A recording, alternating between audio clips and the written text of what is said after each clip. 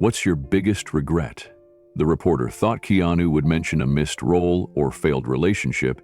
Instead, he froze, his hands trembling, eyes locked on a memory no one knew existed. And when he finally spoke, his whisper shattered the room. Her name was Claire.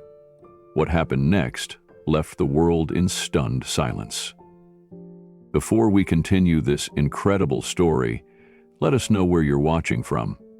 If you enjoy stories like this, subscribe to the channel, because tomorrow we have another inspiring story you won't want to miss. The elevator chimed softly as Lily Harper stepped out onto the 4th floor of the small Los Angeles production studio. She checked her watch, heart pounding a little harder than usual. It wasn't nerves, at least not the kind she typically felt before interviews. This one was different. This was Keanu Reeves. And in Lily's 10-year career as a journalist, she had never been granted a one-on-one with him, not until today. Outside the interview room, an assistant greeted her with a quiet smile and motioned toward the door. "He's ready whenever you are," she whispered. Lily took a deep breath and stepped inside. The room was a surprise. She had expected sleek walls and high-end decor, maybe a modern backdrop or branded promotional banners. But instead, she found something simple, warm, human. A black velvet couch sat beneath a row of soft amber lights that pooled gently over the center of the room. There were no posters, no cameras in sight, just a single microphone tucked into the space between 2 armchairs. A tray sat nearby, with a steaming pot of green tea and 2 ceramic cups. Keanu was already seated. He looked up as Lily entered, nodding politely. His black t-shirt, worn jeans, and relaxed posture matched the energy of the room, quiet, respectful, unpretentious. He stood slowly, extending his hand. "Lily," he said gently, "thanks for coming." His voice was calm, steady, but even in that first moment, Lily noticed something beneath the surface. A certain heaviness in his eyes, a distant fog clinging to the edges of his gaze. It wasn't disinterest. It wasn't fatigue. It was something else, something harder to define. They shook hands and sat down across from each other. "I hope tea's okay," he said, pouring 2 cups without asking. "I gave up coffee a few years ago, wanted something quieter in the mornings." Lily smiled. "Tea's perfect." She glanced around one last time, absorbing the atmosphere. It was unlike any other interview setting she'd ever entered. No handlers hovered, no film crew stood behind the walls. It felt more like a conversation, waiting to happen, than an interview. And that realization made her lean forward, just slightly, with anticipation. She clicked on her digital recorder and placed it on the table between them. The small red light blinked twice, then held steady. Keanu didn't flinch. She opened her notepad. "If it's all right with you, I'll start with your upcoming film, the one set in Kyoto. Then we'll move to your recent charity projects, and maybe close with your martial arts training. Sound okay?" Keanu nodded. "Sounds good." But even as he agreed, his eyes drifted, not to her, not to the notes, but toward the window across the room. Beyond it, sunlight fell lazily across a quiet street, catching dust particles in the air. He stared through the glass like something out there mattered more than anything happening inside. Lily noticed, and silently, she wondered if the story she had come to write was already beginning to change. Lily cleared her throat gently and began. "Your character in the new film is a former monk turned guardian. What drew you to that role?" Keanu blinked slowly and turned back toward her, like he was just returning from somewhere far away. "I guess I was drawn to the silence in him," he said after a pause. "The weight he carries, and the way he still chooses to protect people even after losing so much." His voice was soft, nearly a whisper. Lily wrote down the quote, underlining the last part twice. She followed up with a few lighter questions. His experience filming in Japan, the breathtaking temple locations, the joy of working with the young co-star who played his apprentice. Keanu answered everything patiently, always thoughtful, always kind. But with each response, there was a certain distance, a layer of something unsaid, sitting just beneath the surface. And always, his gaze kept drifting back to that window. Lily shifted gears. "You've also made headlines recently for quietly donating millions to children's hospitals and cancer research," she said, studying his expression. "Why that cause specifically?" Keanu gave a modest shrug. "Kids are incredible. They're brave without trying to be. They dream without fear. I've spent time in a lot of children's hospitals over the years. I've seen things there that stay with you." He stopped for a moment, looking down at the cup of tea in his hand. "But you didn't talk about those visits for a long time. Most people didn't even know you were doing them," Lily said gently. "I didn't want to make it about me," Keanu replied. "I wasn't there for publicity. I was just trying to be present." The words hung in the air longer than expected. Present. A simple word, but it carried weight in his tone. Lily wrote it down, then hesitated. This wasn't going the way she expected. He wasn't guarded, not exactly, but there was a sadness in him today, something deeper than she had prepared for. "I've watched so many of your interviews over the years," Lily said, leaning forward a little. "You always seem calm, steady. But today..." Keanu looked up. "You seem distracted," she finished softly. "Like your mind's somewhere else." He didn't respond right away, just nodded once, almost imperceptibly, as if acknowledging something he couldn't yet explain. Then he looked back at the window. "Some days are heavier than others," he said finally. "Some stories stay quiet for too long." Lily's pen froze. She had come here expecting to write a piece about a movie star's next role, but now, sitting across from a man who had just hinted at a story untold, she knew the most important part of this conversation hadn't even begun. Lily hesitated. Her notepad, once filled with a neat sequence of talking points, now felt irrelevant. The energy in the room had changed, not dramatically but undeniably. Something in Keanu's voice, the way he said, "Some stories stay quiet for too long," opened a door she hadn't planned to step through. She leaned back in her chair, suddenly aware of the weight of silence. Keanu reached for the teapot and poured another cup, then offered to refill hers. His hands were steady, but his shoulders carried a quiet tension. Lily accepted the tea and set her pen down for a moment. "You know," she said softly, "when I told my friends I'd landed this interview, they all asked the same thing. What's he really like?" Keanu gave a small smile, but didn't answer. "I think I know the answer now," she continued. "You're someone who listens more than you speaks, someone who carries more than you shows." The compliment wasn't flattery, it was observation, and Keanu didn't brush it off. Instead, he met her gaze for the first time with a look that wasn't distant or polite, but vulnerable. "There's a reason I don't do these often," he said. "Sometimes people ask questions they don't really want the answers to." Lily swallowed. Her next words weren't scripted. They came from somewhere deeper. "What's something no one ever asks you, that you wish they would?" Keanu looked at her for a long time. The room felt still. Even the city noise outside seemed to pause. Then he glanced back toward the window, and his voice dropped barely above a whisper. "Not a lot of people ask about regret." The word echoed. Regret. Not failure. Not challenge. Not redemption. Regret. Lily let the silence breathe between them. She'd been trained to fill gaps with more questions, more direction. But not this time. This time, she let the stillness work. Finally, Keanu leaned forward, his hands clasped together, elbows resting on his knees. He looked down at the floor, then back at her. "If I tell you something," he said slowly, "something I've never shared publicly, will you really listen?" Lily nodded, her voice caught in her throat. "Yes." He took a breath, deep and deliberate. "Then, turn off the recorder for a second." Without hesitation, Lily reached over and stopped the blinking red light.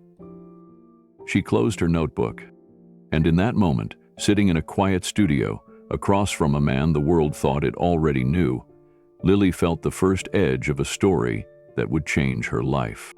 Keanu looked up one more time. Her name was Claire, he said. And just like that, everything changed.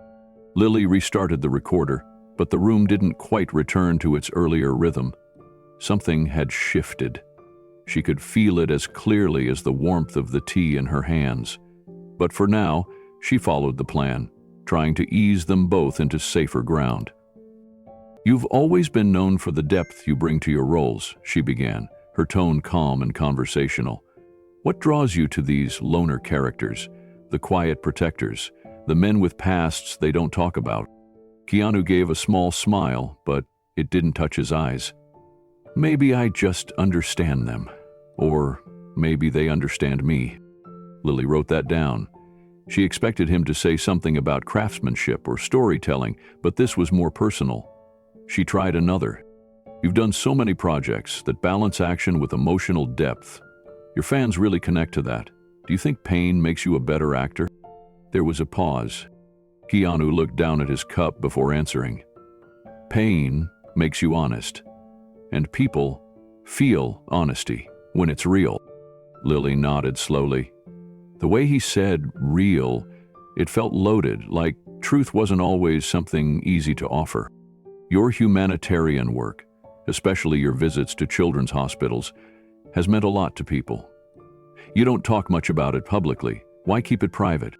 He shifted slightly in his seat, as if the question brushed against something uncomfortable. "It's not about me," he said softly. "It's about them. They're fighting battles I can't imagine. I just want to be there." Quietly.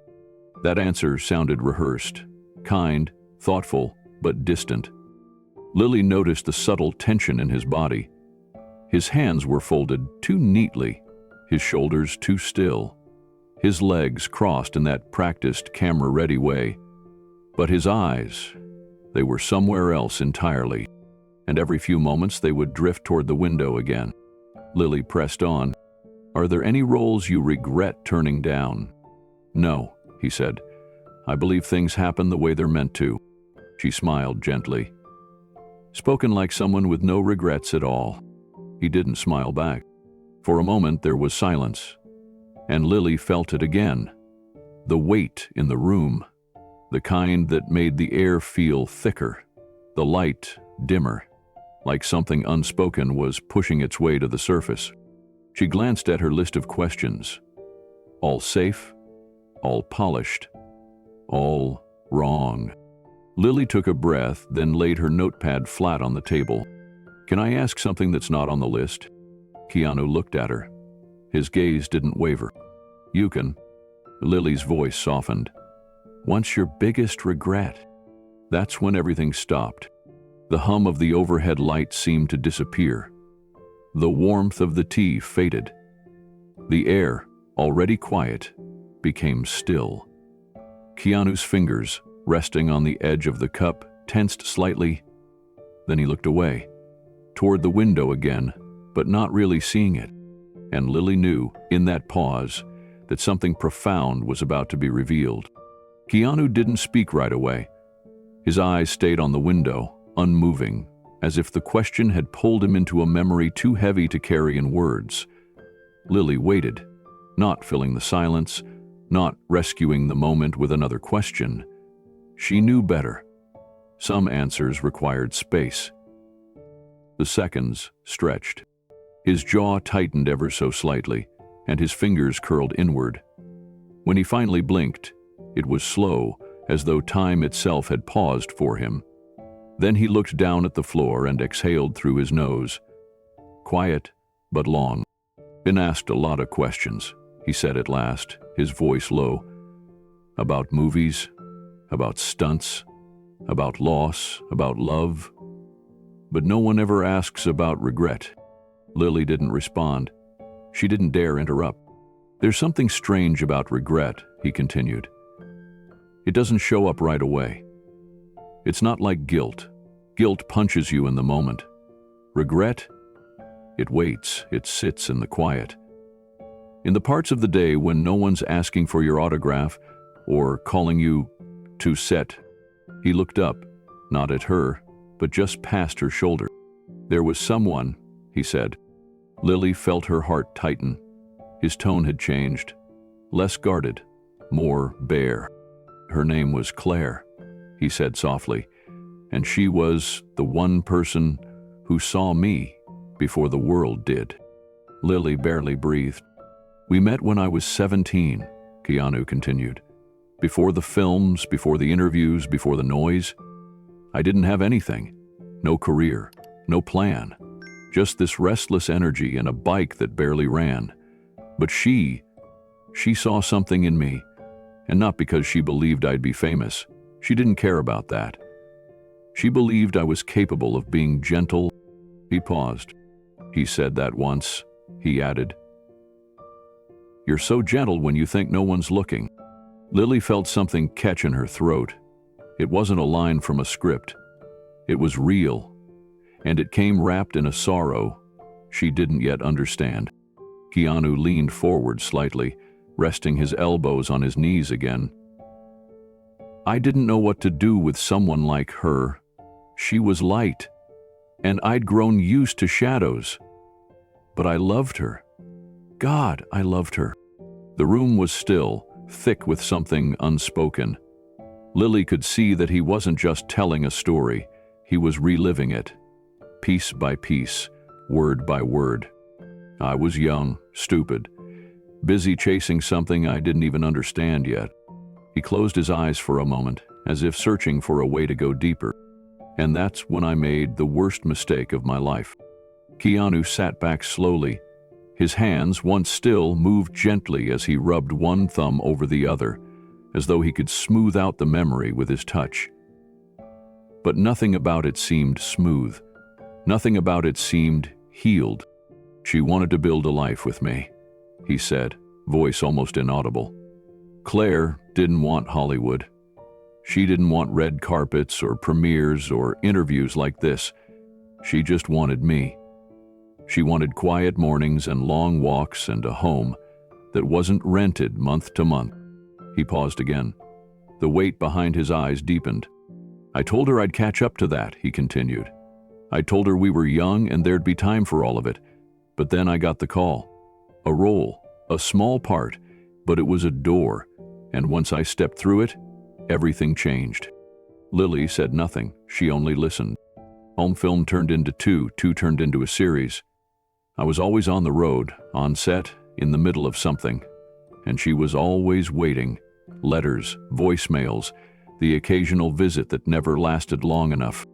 Keanu's voice cracked slightly, and he paused to collect himself. "After a year, she asked me to slow down, not to quit, not to give up anything, just to be more present, to try." His throat tightened, but he kept going.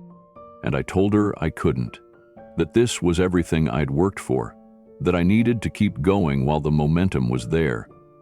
I said I'd make it up to her." His eyes returned to Lily's at last, filled with something she hadn't seen before.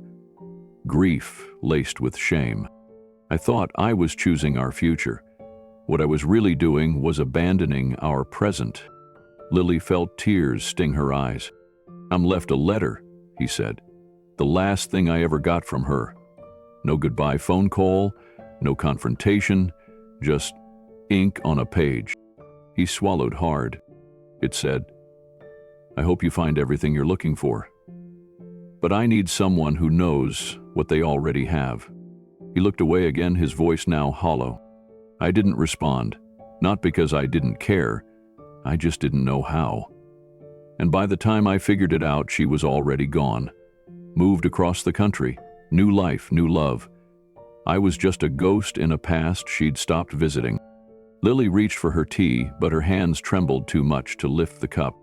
Keanu didn't seem to notice. "Seem was the one," he whispered, "and I lost her chasing things that never loved me back." The room sat in silence, not because there was nothing left to say, but because everything that needed to be felt was still echoing in the space between them. The silence didn't just stretch, it settled, thick and immovable. Lily had conducted hundreds of interviews in her career, but she had never experienced anything like this. Across from her, Keanu sat still as stone, his shoulders slightly hunched, his fingers clenched together. His eyes weren't looking at the window anymore. They weren't looking at her either. They were focused on something far away, something that existed only in memory. Lily shifted in her seat and glanced at her recorder. The red light blinked steadily. Still recording. Still witnessing. She cleared her throat gently. "Keanu, I'm sorry if that question was..." He raised a hand, slowly, quietly. It wasn't a gesture of frustration or dismissal. It was a request. For a moment. For stillness. For space to feel something without interruption. Lily obeyed. She lowered her voice, lowered her eyes, and waited. Seconds passed. Keanu's lips parted slightly. He was breathing through his nose, slowly, as if trying to steady himself before stepping into a place he rarely allowed himself to go, a place even he didn't visit often. "She was 22 when we met," he said, so softly Lily had to lean forward to hear him. There was a tremble in his voice, not of weakness, but of long-buried emotion rising fast to the surface. Her name was Claire. Lily's breath caught. He had already said the name in passing, but this time, he said it like it mattered, like it meant something deeper than just a memory. The way he said it, quiet, reverent, made it clear this wasn't about a co-star. This wasn't a story for fans or the media. This was something sacred, something hidden. "I haven't said her name out loud in years," Keanu added, eyes still downcast. Lily didn't write anything down, she just listened.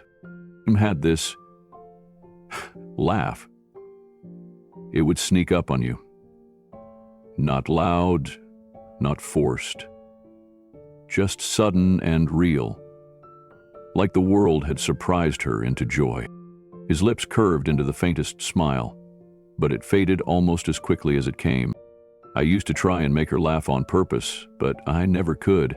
It only came when I wasn't trying." He paused again, a longer one this time. Then, with slow, deliberate motion, he reached into the inner pocket of his jacket.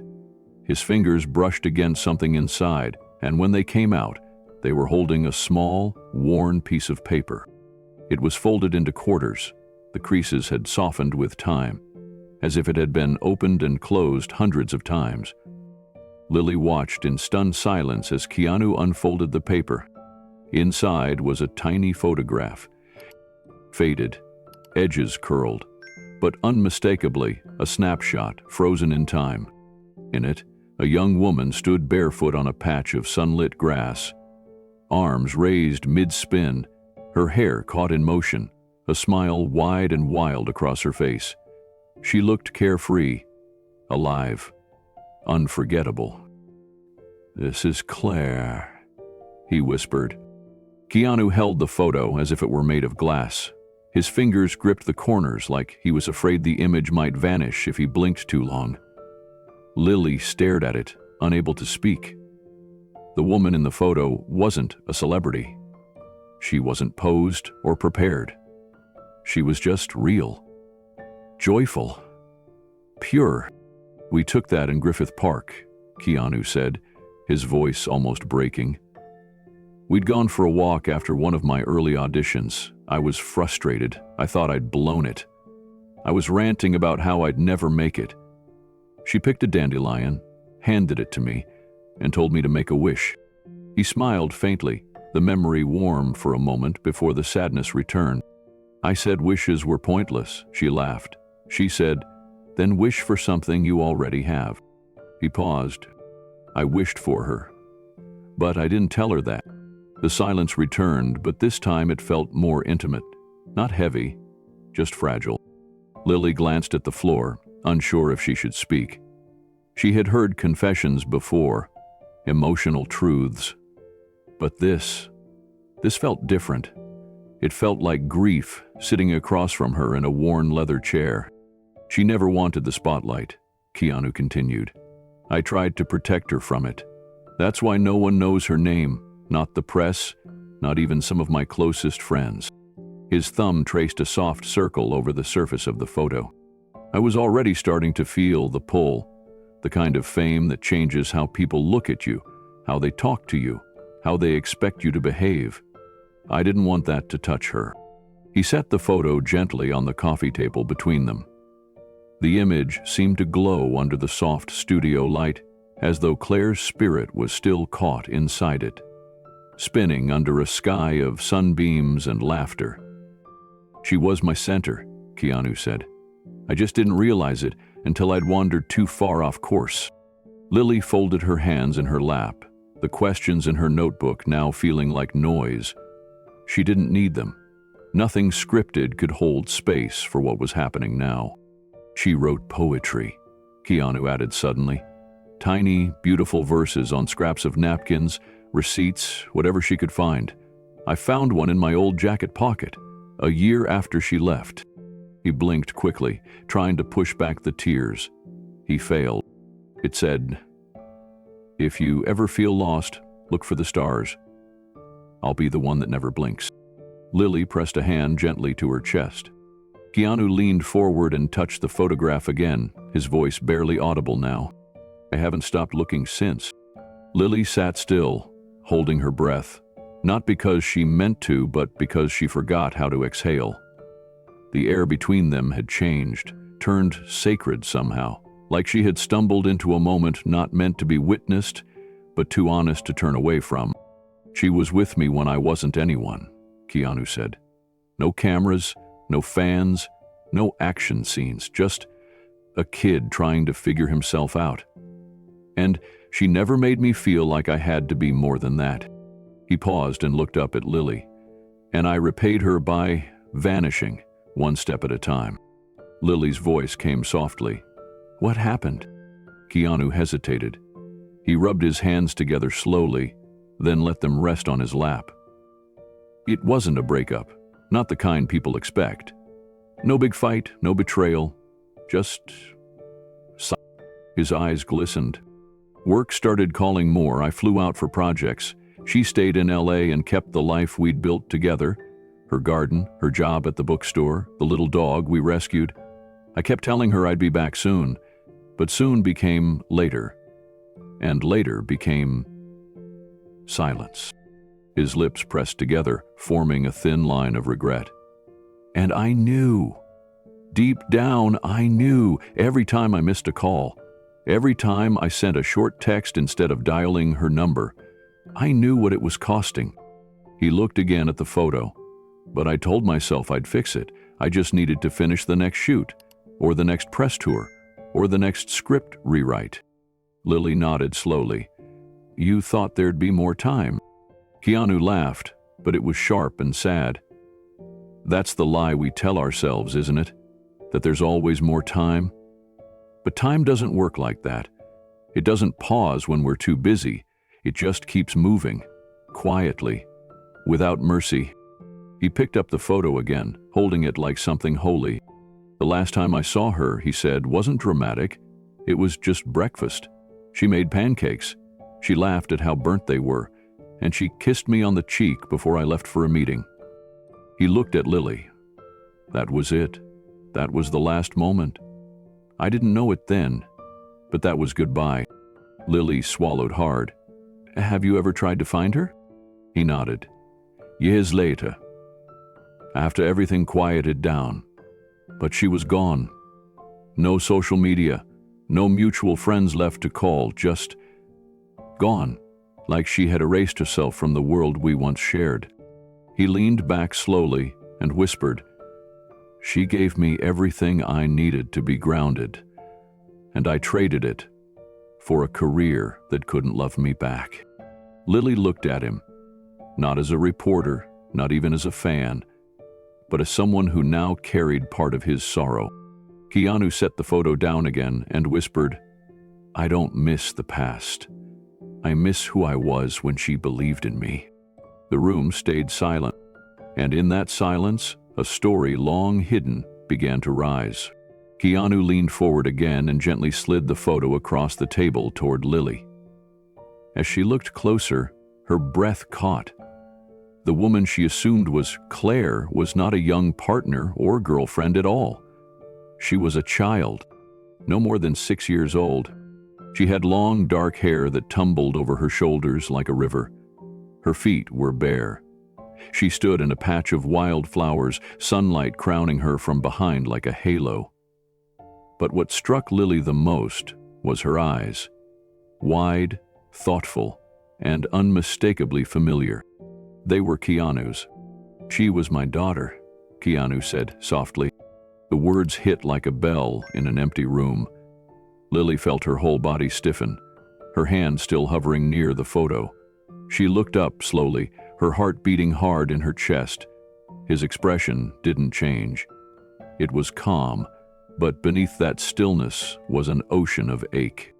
"I never told anyone," he said. "Not really. I think maybe 2 people in my life knew, and even then only pieces of the story." Lily couldn't find words yet. She simply nodded, silently asking him to continue.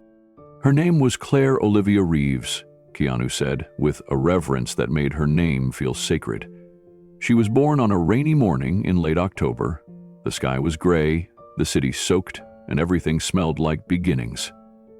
I remember standing outside the hospital and thinking, even the world was crying when she arrived." He smiled softly. "But not me. I wasn't crying. I was laughing. I laughed so hard in that delivery room the nurse thought I'd lost my mind. But I hadn't. I'd just found something I didn't know I'd been missing my whole life." Lily glanced back down at the photo. "I'd taken time off," he said, "something I never really did. But her mom, Emily, she was different. She made the world feel like it didn't need to move so fast." There was something tender in his voice when he spoke Emily's name. She was a stage actress. Not famous, but the kind of performer who didn't need to be. She could stand in the middle of a bare stage and fill a whole room with just her presence. Her laugh, it was like music, like something you couldn't get out of your head. People used to turn around in restaurants when she laughed. It wasn't loud, but it was light, pure. He smiled again, briefly. "We met at a benefit show in Echo Park. I wasn't supposed to be there. I had canceled. But that night I couldn't sleep, and something told me to go anyway. I walked in during the second act. She was playing a mother who had lost her child. Her eyes were red, but her voice never cracked." He paused. "Tonight she made me feel something I hadn't let myself feel in years. I introduced myself after the show. She barely looked up, just smiled and said, 'Took you long enough.'" Keanu let out a quiet breath, almost like a laugh, but there was no humor behind it, just memory. "Emily never cared about the industry. She never even mentioned my movies. We'd go weeks without talking about what I did for a living. Instead, we'd read books out loud to each other, argue over jazz versus classical, and spend whole afternoons walking the same 3 blocks just to find the perfect bakery." He leaned back and stared at the ceiling for a moment. "She got pregnant 3 months after we met. It wasn't planned, but it felt right. Like the universe wasn't asking, it was telling." His voice softened even more. "Claire was born in the middle of our mess, and somehow she made everything feel clean again. She had this way of looking at you, like she knew all your secrets but loved you anyway." Lily's throat tightened. She could feel the gravity in every syllable he chose. This wasn't a story rehearsed for interviews. This wasn't media training. This was a father remembering his daughter through the veil of years. "She called me Pop, not Dad," Keanu said with a slight smile. Emily thought it was hilarious. Claire was like that, always picking her own language for things. She didn't say, "Good night." She said, "See you in the stars." She didn't say, "I love you." She said, "You're my favorite sound." Lily pressed her hand to her chest again, feeling every word settle deep. "Emily and I didn't last as a couple. We tried, but something about our rhythm cracked after Claire turned 2. It wasn't anger. It wasn't betrayal. It was just life. Two people, slowly moving in different directions, pulled by things we didn't know how to name. He blinked, slowly, but we stayed friends, co-parents. We lived 5 blocks apart. Claire would ride her little scooter from one house to the other. Everyone in the neighborhood knew her. They called her the ambassador. She'd knock on strangers' doors just to compliment their curtains. Lily smiled through glassy eyes. On her 5th birthday, she asked if she could have a telescope instead of a party. I bought her the biggest one I could find. She used to sit by the window for hours, pointing out shapes in the stars. She believed every person had their own constellation. She called mine the quiet flame. He closed his eyes for a long moment. I used to tell her bedtime stories about the moon taking naps and Jupiter baking cookies. She believed the stars whispered, if you were patient enough. Keanu's hands were still, resting on his knees now. She told me one night, "Pop, I think you used to live in the sky before you became my dad." And I told her, "Then you must be the reason I came down." Lily wiped a tear from her cheek. Keanu opened his eyes again. She gave me 5.5 years of perfect clarity. Keanu looked out the window again. The sunlight had shifted slightly, casting softer shadows across the table between them. His voice lowered into something closer to reverence. "I never meant to keep her a secret," he said. "But after what happened, I didn't know how to share her without breaking apart." Lily didn't interrupt. The silence between his sentences was sacred now, like breathing space for grief. "She got sick fast," Keanu continued. "It started with a limp, just a little one. At first we thought she twisted her ankle jumping off the porch like she always did, but then she stopped running. Then she started falling." His jaw tensed. The doctors said it was a rare neurological condition, degenerative, unstoppable. Emily took it better than I did. She had this fire in her. She started reading every medical journal, joining online groups, sending emails to specialists. He paused. I went quiet. I did what I always do. I tried to protect people from my pain by pretending it wasn't happening. Lily felt her heart clench. She lasted 8 months after the diagnosis. Those 8 months were both the longest and shortest of my life. We watched our daughter fade day by day, and every time I thought I couldn't take another piece being stolen from her, she would smile and say, "It's okay, Pop, you still have me today." His voice broke on that last word, "today," and he reached up, pressing a fist lightly to his chest.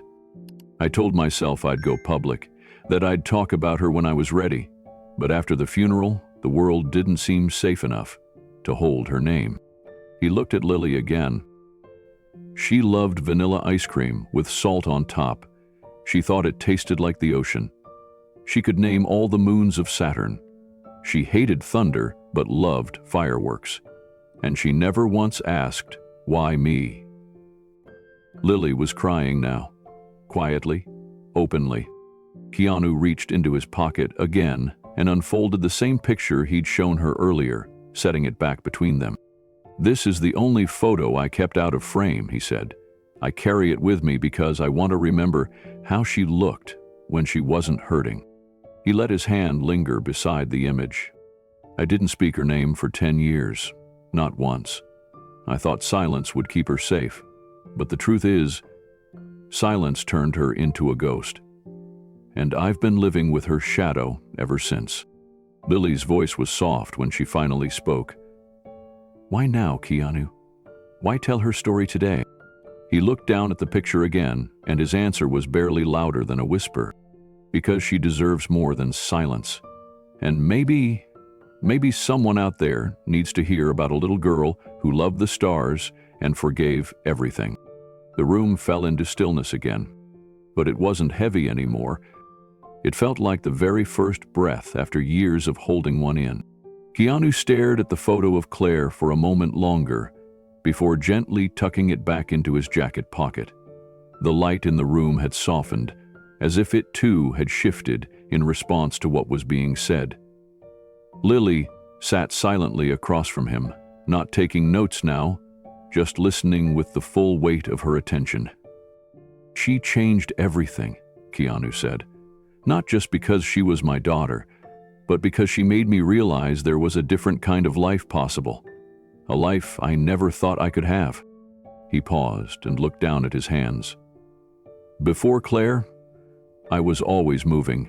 Movie sets, interviews, flights, hotels. I didn't stop.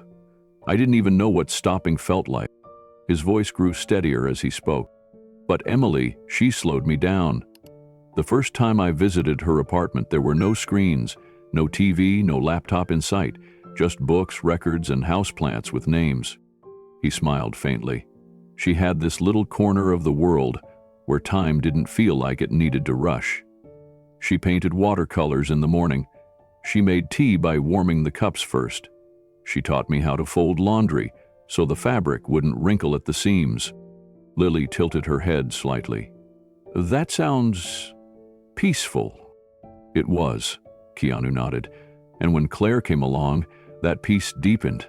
It was like I'd been underwater for years, and suddenly I was breathing fresh air again." His eyes wandered to the side of the room, as if he were watching something only he could see. "We lived in a little house tucked away in Los Feliz. Just the three of us. It wasn't a mansion. It didn't need to be. Claire's room had glow-in-the-dark stars on the ceiling. Emily painted constellations on her walls by hand. And we kept a list on the fridge of all the questions Claire asked each week." "What kind of questions?" Lily asked softly. Keanu smiled. "Things like, do worms sleep? Or, why do clouds change shape? Or, are shadows afraid of the dark?" She had this way of seeing the world that made you realize how much we all stop noticing.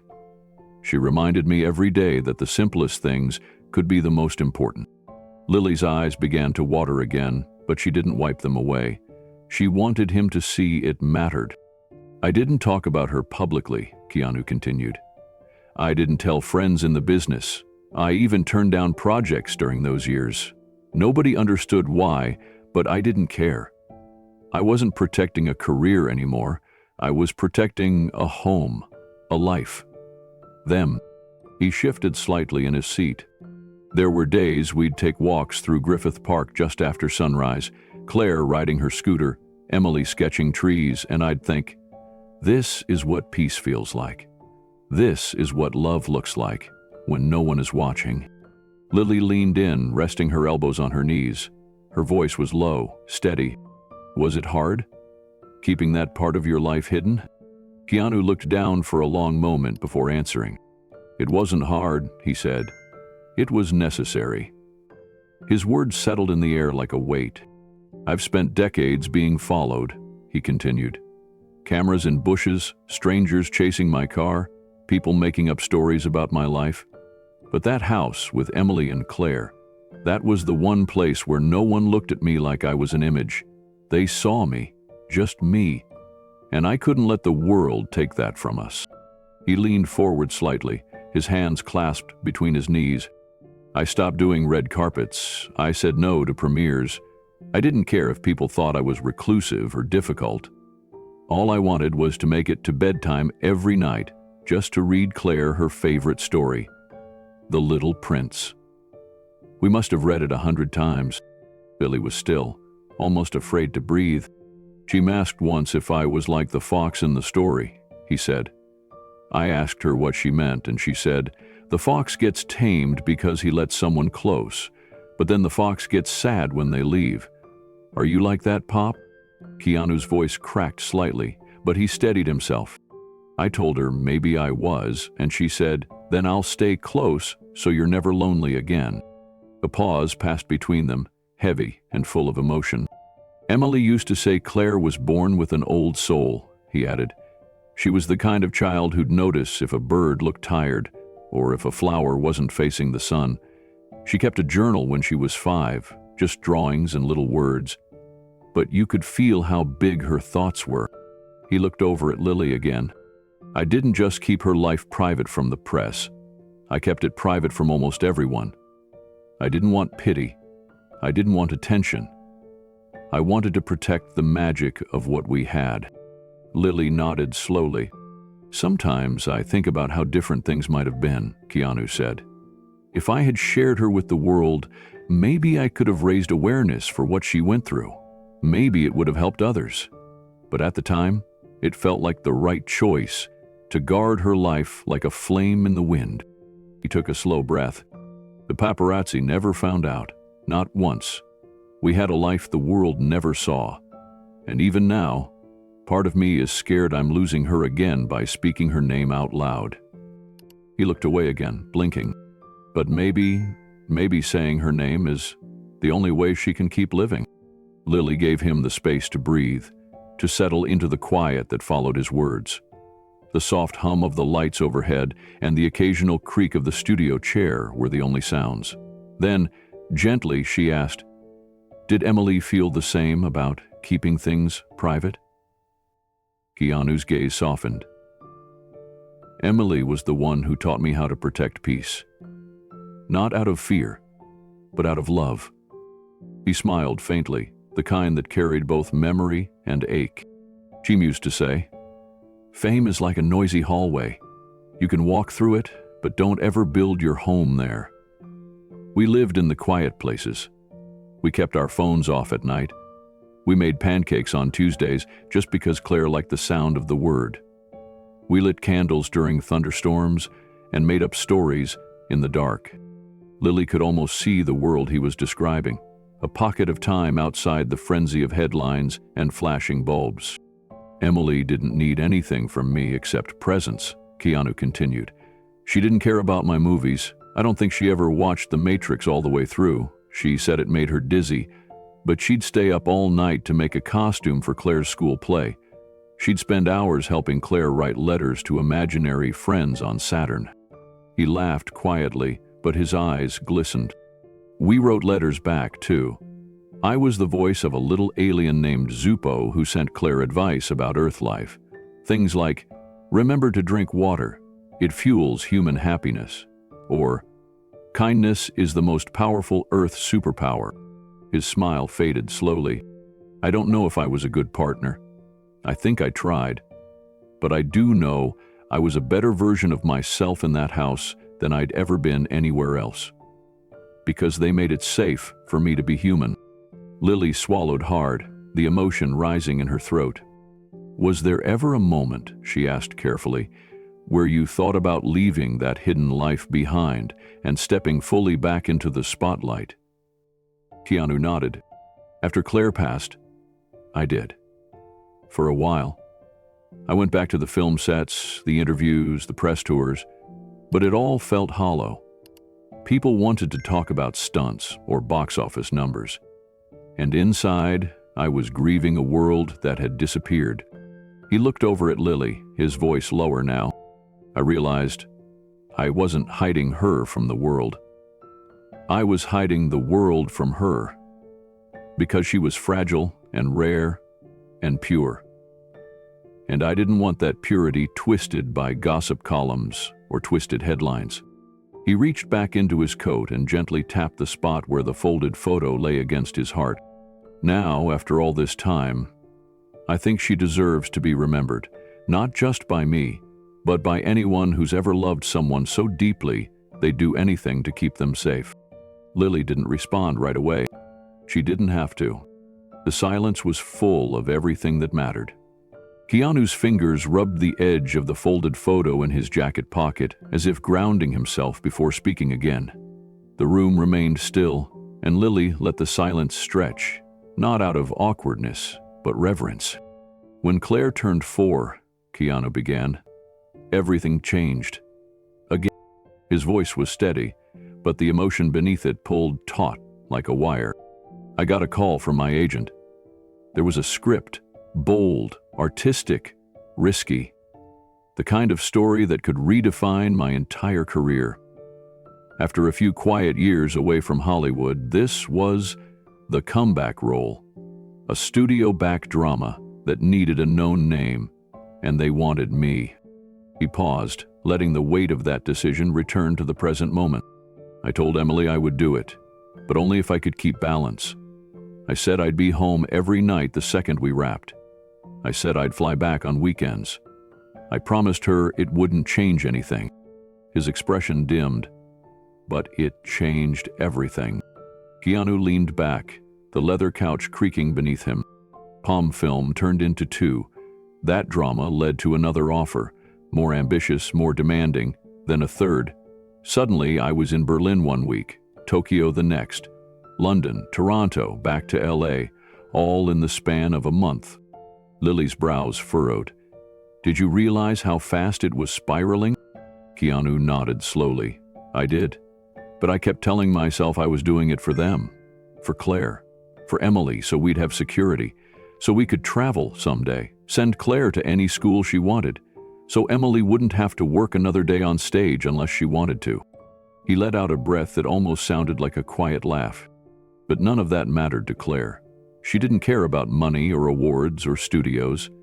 Every night, she just wanted to know when I was coming home. He looked at Lily, his eyes now heavy with memory. Team had this little wall calendar, he said, one of those ones with puppies on it. Emily helped her tape it to the kitchen wall, and every time I called, Claire would say, "Daddy, tell me how many more sleeps until you're back." His voice cracked again. And I'd always say, "Just a few more, Peanut, just one more week." Lily's hand moved slowly to her notebook, but she didn't write.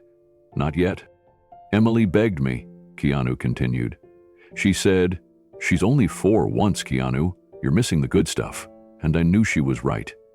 But every time I tried to pull back, something else would come. A press tour I couldn't skip, a director who needed me on set for reshoots, and I'd say yes, again and again. He exhaled, his fingers tightening slightly. I told myself it was temporary, but weeks turned into months, and Claire kept waiting. Keanu stared at the studio floor, as if expecting the memory to rise from the grain of the wood itself. "She used to fall asleep with my photo beside her," he said quietly. "Emily told me she'd kiss it goodnight, whisper something to it like I could hear her through the glass." His throat tightened. "All night, Emily sent me a video," he continued. Claire was in her pajamas, her hair still damp from a bath. She was sitting at her tiny table with a crayon in one hand and a juice box in the other. She looked right at the camera and said, "Hi, Daddy. I made you a drawing.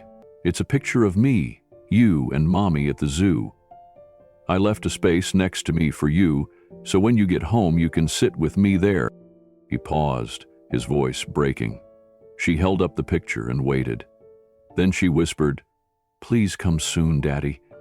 I don't like my space being empty." The silence that followed was thicker than before. Lily sat motionless, her hands gently folded in her lap. Every instinct as a reporter told her to document this moment, but her heart knew better. This was not a soundbite. This was a wound. "I missed her birthday that year," Keanu admitted, voice low. "Claire turned 5, and I was in Paris for a film festival. Emily had planned a picnic in Griffith Park, just family, just joy. But I wasn't there. I sent a video instead. I sang 'Happy Birthday' from a hotel room with gold curtains and marble floors. And when I finished, I smiled and said, 'I'll be home soon.'" He swallowed hard. "She didn't watch the video." Lily's eyes widened gently. "She didn't?" Keanu shook his head. "Emily told me Claire said, if Daddy was really coming home, he would be here, not in the phone." He let the moment settle before continuing. "I flew back 2 days later, thinking I'd surprise her. I bought balloons and a stuffed koala because she'd been learning about Australia in preschool. I got to the house around sunset. The lights were on, the backyard gate was open, and Emily was sitting on the steps with a blanket wrapped around her. But Claire wasn't outside." He looked up, his eyes suddenly sharp with emotion. Emily didn't say anything at first. She just looked at me like she didn't know who I was. Then she stood up, handed me the unopened gifts I'd mailed earlier, and said, "She cried herself to sleep, Keanu. Do you want to see what that looks like?" He gripped the armrest of the couch, voice dropping. I did. I walked into her room, and there she was. curled up, holding that calendar. Every day I had said 1 more week. She had marked it with little stars, stars that never meant anything. Keanu sat back slowly, his shoulders dropping as though the air had thickened around him. "She still called me her hero," he said, "even after all of it. That was the hardest part." Lily watched as his eyes welled again, but he didn't look away.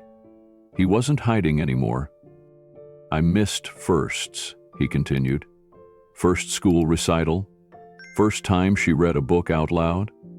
Emily sent me videos, but it's not the same. It's not the same as being there in the front row, waving like an idiot while your kid searches for your face." His voice was steadier now, but the ache hadn't gone. It wrapped around every word.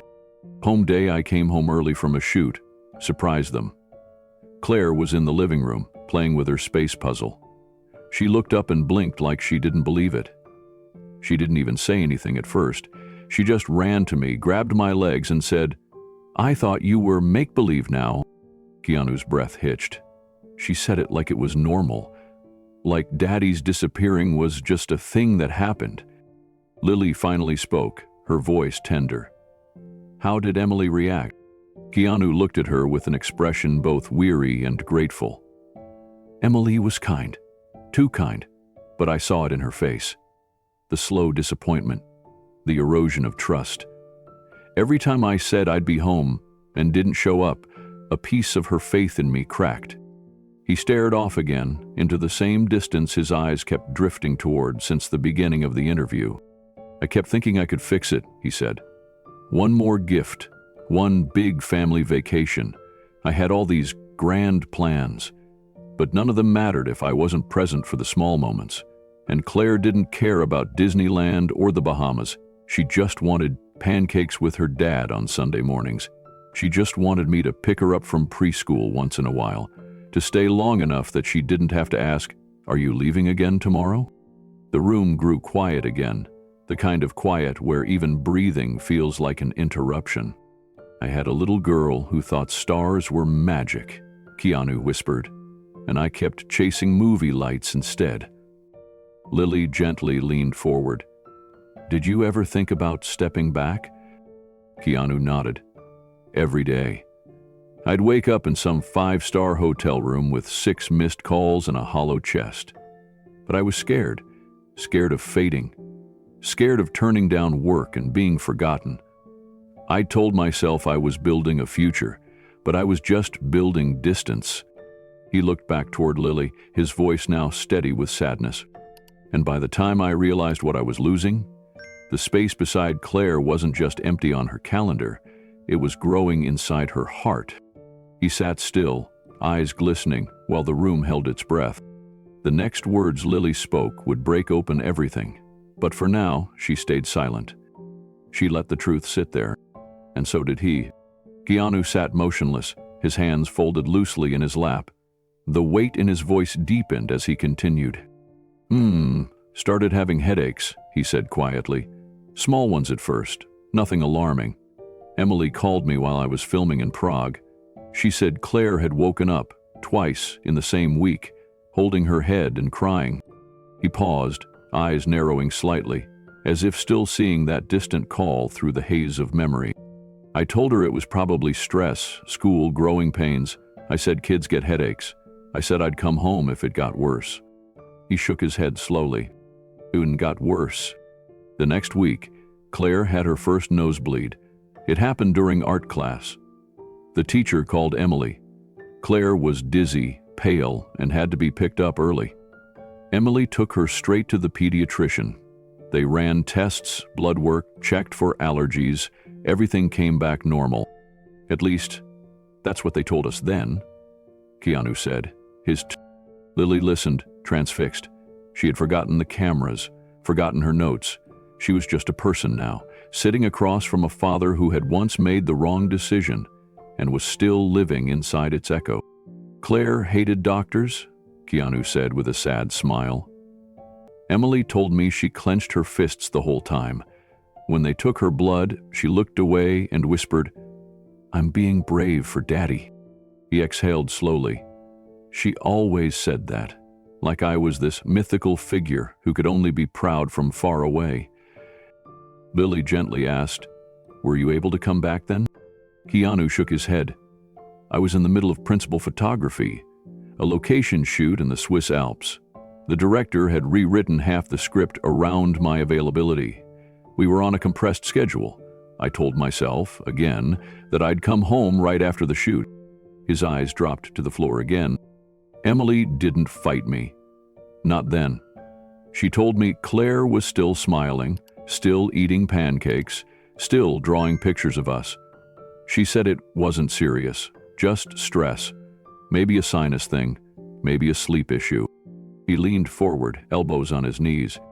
And I wanted to believe that. I needed to, because if it was serious, then I had no excuse. The room went silent again, filled with the soft hum of distant LA traffic beyond the walls. Then one night, Keanu said, his voice cracking, Emily called me from the emergency room. He stopped, his hand slowly curling into a fist on his knee. She was crying so hard I couldn't understand her. I thought something had happened to her. But then I heard Claire's name, and the words that followed will haunt me until my last breath. He looked directly at Lily for the first time in several minutes. "The brain found a tumor," he said, "in her brain." Lily sat completely still, her throat tight. Across from her, Keanu's shoulders were stiff, eyes fixed on the wall behind her like it held back time itself. "I didn't ask how big it was," he continued, his voice gravelly. "I didn't ask if it was benign or malignant. I just said, I'm coming home now." I didn't even hang up before grabbing my bag. He blinked hard. "There was a private flight from Geneva to LAX. I was on it within hours. Didn't pack, didn't tell the production team. I just left. I didn't care if the movie burned down." His hands curled tighter in his lap. But I was already too late. He took a breath that shook his entire frame. By the time I landed in Los Angeles, Claire had already been moved to the oncology wing. I walked into her hospital room and it didn't look like her. She was so small, so pale. But when she saw me, she tried to smile. She said, "Daddy, you came. I told Mommy you would." Keanu looked down, and for a moment he didn't speak at all. "Benny said it was stage 4, he said finally. "Diffuse intrinsic pontine glioma, DIPG, a rare kind of brain cancer, aggressive, inoperable. They said, children don't survive it." The words landed like falling bricks. I remember the way the doctor looked at us, like he was sorry, like he'd seen this too many times. Claire had 6 months, maybe less. Lily covered her mouth. She couldn't stop the tears from welling in her eyes. "I broke down right there," Keanu said. "I dropped to the floor in that sterile white room. I kept saying, no, not her." Emily was trying to stay strong for Claire, but I could see she was crumbling inside. She'd been carrying this news alone for 3 days. 3 days, waiting for me to show up. His voice cracked. And Claire, she was the one comforting us. She held my hand and said, "Don't cry, Daddy. You're here now. Everything's going to be okay." Lily couldn't speak. Her hands trembled on her lap. "That night," Keanu whispered, "she asked me if we could go to the planetarium together, just us. She wanted to see the stars again." He looked up, eyes shining. "I told her we'd go every weekend, every single weekend from now on." A pause, but we never made it. The quiet pressed into the room again, thick with the weight of everything unsaid. "I had spent years chasing characters and scripts and premieres," Keanu said softly. "And when my real life finally called me home, my daughter was already lying in a hospital bed, dying." He wiped his cheek with the back of his hand. "And I would have given everything. Every role, every award, just to go back and hold her for one more day before the storm." Keanu's voice fell to a whisper. "After that night, everything changed. My world shrank to a single hospital room. The days blurred. I stopped answering calls. I didn't care about directors or deals. I barely slept. I sat next to Claire's bed every hour I could. He leaned back slowly, as if the memory physically weighed him down. Emily was a warrior. She never left Claire's side. She knew the medications, the routines, the right nurses to ask. She did everything in her power to make those days gentle. Bright pajamas, twinkle lights on the hospital wall, a little radio playing lullabies. But you could still feel it in the air. The ticking clock. We all felt it. Lily's eyes filled again, her voice barely audible. Did Claire understand what was happening? Keanu hesitated. She was smart, too smart. At 6, she could already read at a third-grade level. She loved storybooks, especially the ones with stars and dragons and faraway places. I think she knew in her own way. He took a slow, uneven breath. One morning, she asked me if heaven had libraries. I said, of course it did. She said, then maybe I'll become a librarian for angels. And she smiled. Like that idea actually made her feel better. He closed his eyes briefly. We made every moment count. Drawing pictures, reading books, watching videos of the stars. She still asked questions, even when her voice got weak. Do stars get tired, Daddy? Can you breathe on the moon? Why do doctors wear white coats? His smile flickered with grief and pride. She never stopped being curious. Lily reached for a tissue from her lap but didn't wipe her face. She just held it and listened. But every day she slipped further, Keanu continued. Her motor skills started failing. She couldn't hold a crayon anymore. Emily and I had to feed her. Then she couldn't sit up without help. The worst was her eyes. One morning, she woke up and couldn't track movement. It was like she was fading right in front of us. He looked toward the window. The late afternoon sun cut a soft beam across the floor. Then came the night Emily called me from the hospital hallway, he said slowly. She was whispering, because Claire was asleep. She said, they don't know how much time she has left. Maybe days, maybe hours. Keanu's jaw clenched. I ran every red light to get there. I didn't care, I just needed to be near her. He looked back at Lily, his voice breaking. When I walked into the room, Claire turned her head, barely, and whispered, "Hi, Daddy, I missed you." And those were the last words she ever said to me. The silence that followed was absolute. Keanu sat by Claire's hospital bed every morning before the sun came up. The first rays of light would pour in through the window, hitting the corner where Claire's books were stacked, untouched now. The room was quiet, but not still. Machines beeped softly. Nurses moved with gentle hands. But Keanu's world narrowed to the rhythm of Claire's breath and the soft rise and fall of her chest beneath the thin white blanket. He read to her every day, even after her voice had gone quiet. Sometimes it was picture books she used to love. Other times he made up stories about a girl who flew through space in a silver ship, finding stars that whispered secrets only she could hear. Claire had once told him she wanted to live on the moon because it looked peaceful. Now, when her eyes fluttered open, barely, Keanu would whisper, "I found your moon, sweetheart. It's waiting." Emily was always nearby. She moved like a candle flame, soft and flickering with exhaustion but never going out. She combed Claire's hair each morning, humming old lullabies under her breath. Sometimes she would catch Keanu looking at her and smile, and he would feel like he didn't deserve that grace, but he smiled back anyway. One morning, Claire stirred and mumbled, "It's okay, Daddy, you're here now." Keanu broke.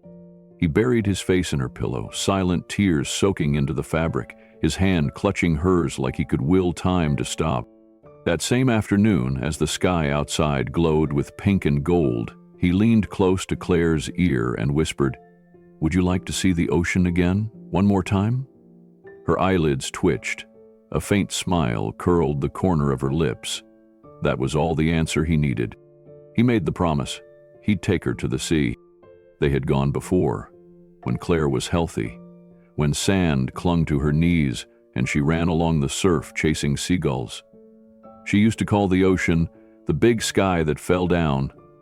She loved it more than any other place. So he made calls, pulled every string he could, coordinated with doctors to arrange a trip in the coming days. He didn't care how much it would cost or what it would take, but time, he would learn, doesn't wait. That night, her breathing changed. Shallow, uneven. By dawn, Claire slipped into a coma. Just like that. No warning, no goodbye. Just quiet. Just stillness. Keanu sat in the same chair he had been in for 3 weeks, gripping her hand with both of his. He whispered the ocean to her anyway, told her about the tide, the way the seagulls circled, the taste of salt on the air. She didn't speak again, but he kept talking, just in case she could still hear him. Keanu never left her side. He moved only when the nurses gently asked to adjust her IV or check her monitors. The rest of the time, he sat there, whispering memories into the air, trying to paint worlds with his words. He told her about their last trip to the coast, how she had tried to catch foam from the waves in her tiny hands and shouted, "It's magic!" He described every detail, the color of the sky, the breeze, the shells they collected. As he spoke, he imagined she could see it all again behind her closed eyes. Emily brought in a seashell from their home, one Claire had kept on her bedside table. It was white and smooth and still carried a faint scent of salt. She placed it in Claire's palm, curling her daughter's fingers around it as best she could. Keanu leaned forward and kissed her temple. He wanted to believe she could feel it, that some part of her soul was still listening. For 3 days, the hospital room became their whole universe. Time slowed down. They barely noticed the outside world. Meals went untouched. Phones stayed silent. The only sound was the slow rhythm of Claire's breathing, punctuated by the occasional whisper from Keanu or Emily, like prayers to a sleeping child. At night, Keanu would sing old lullabies, Claire's favorite movie themes, sometimes nonsense songs they made up when she was little, like Moon Socks and Starfish Parade. Even when his voice cracked, he didn't stop. He sang because he had to, because he didn't know what else to give her. On the second night, Emily fell asleep in the chair across from him. Keanu stayed awake, watching Claire. Her skin had grown pale, and her little frame looked even smaller under the hospital blanket. He reached out and brushed her hair back gently, careful not to disturb the tangle of medical lines and wires. "I should have come sooner," he whispered. "I should have never left." He didn't expect a response, but in the stillness of that moment, he thought he saw her eyebrows twitch, just a flicker. It made his heart leap and break at the same time. He pressed his forehead to her hand. "I'm so sorry, baby girl. I'm here now. I'm not going anywhere." On the morning of the 4th day, a nurse came in and quietly asked if he wanted a break. Keanu shook his head. He hadn't slept much. He didn't care. He was afraid that if he left, even for a moment, he'd miss something. A breath, a whisper, a goodbye. But the goodbye never came. Claire didn't open her eyes again, didn't say another word. The sea they had promised her remained a dream. And still, Keanu talked to her as if she could hear every word, pouring out years of love in a voice barely strong enough to carry it. The 5th day was quiet. Too quiet. The beeps on the monitor seemed slower, as if even the machines were holding their breath. A nurse entered and gave Keanu a gentle look, the kind that didn't need words. She adjusted the monitor, checked Claire's pulse, and stepped back, her eyes misting before she slipped out of the room to give them space. Keanu turned to Emily. She was sitting silently with her hands folded in her lap, staring at the curve of their daughter's face. She hadn't spoken much that morning. Her strength was running low, but she nodded when Keanu looked her way. There were no more questions to ask, only moments left to hold on to. Keanu reached into his jacket pocket and pulled out a little notebook. It was something Claire had scribbled in before she got sick. Her idea book, she called it. Page after page of crooked drawings, stars with smiling faces, suns with names like Timmy and Rosie. He turned to one page she'd made just for him. There was a stick figure with long hair holding hands, with a bigger one labeled Daddy. And below it, in uneven crayon letters, it read, "Me and Daddy go to the moon." He placed it beside her pillow and whispered, "I'm still taking you there, kiddo. Every single time I look up at the stars, I'll find you."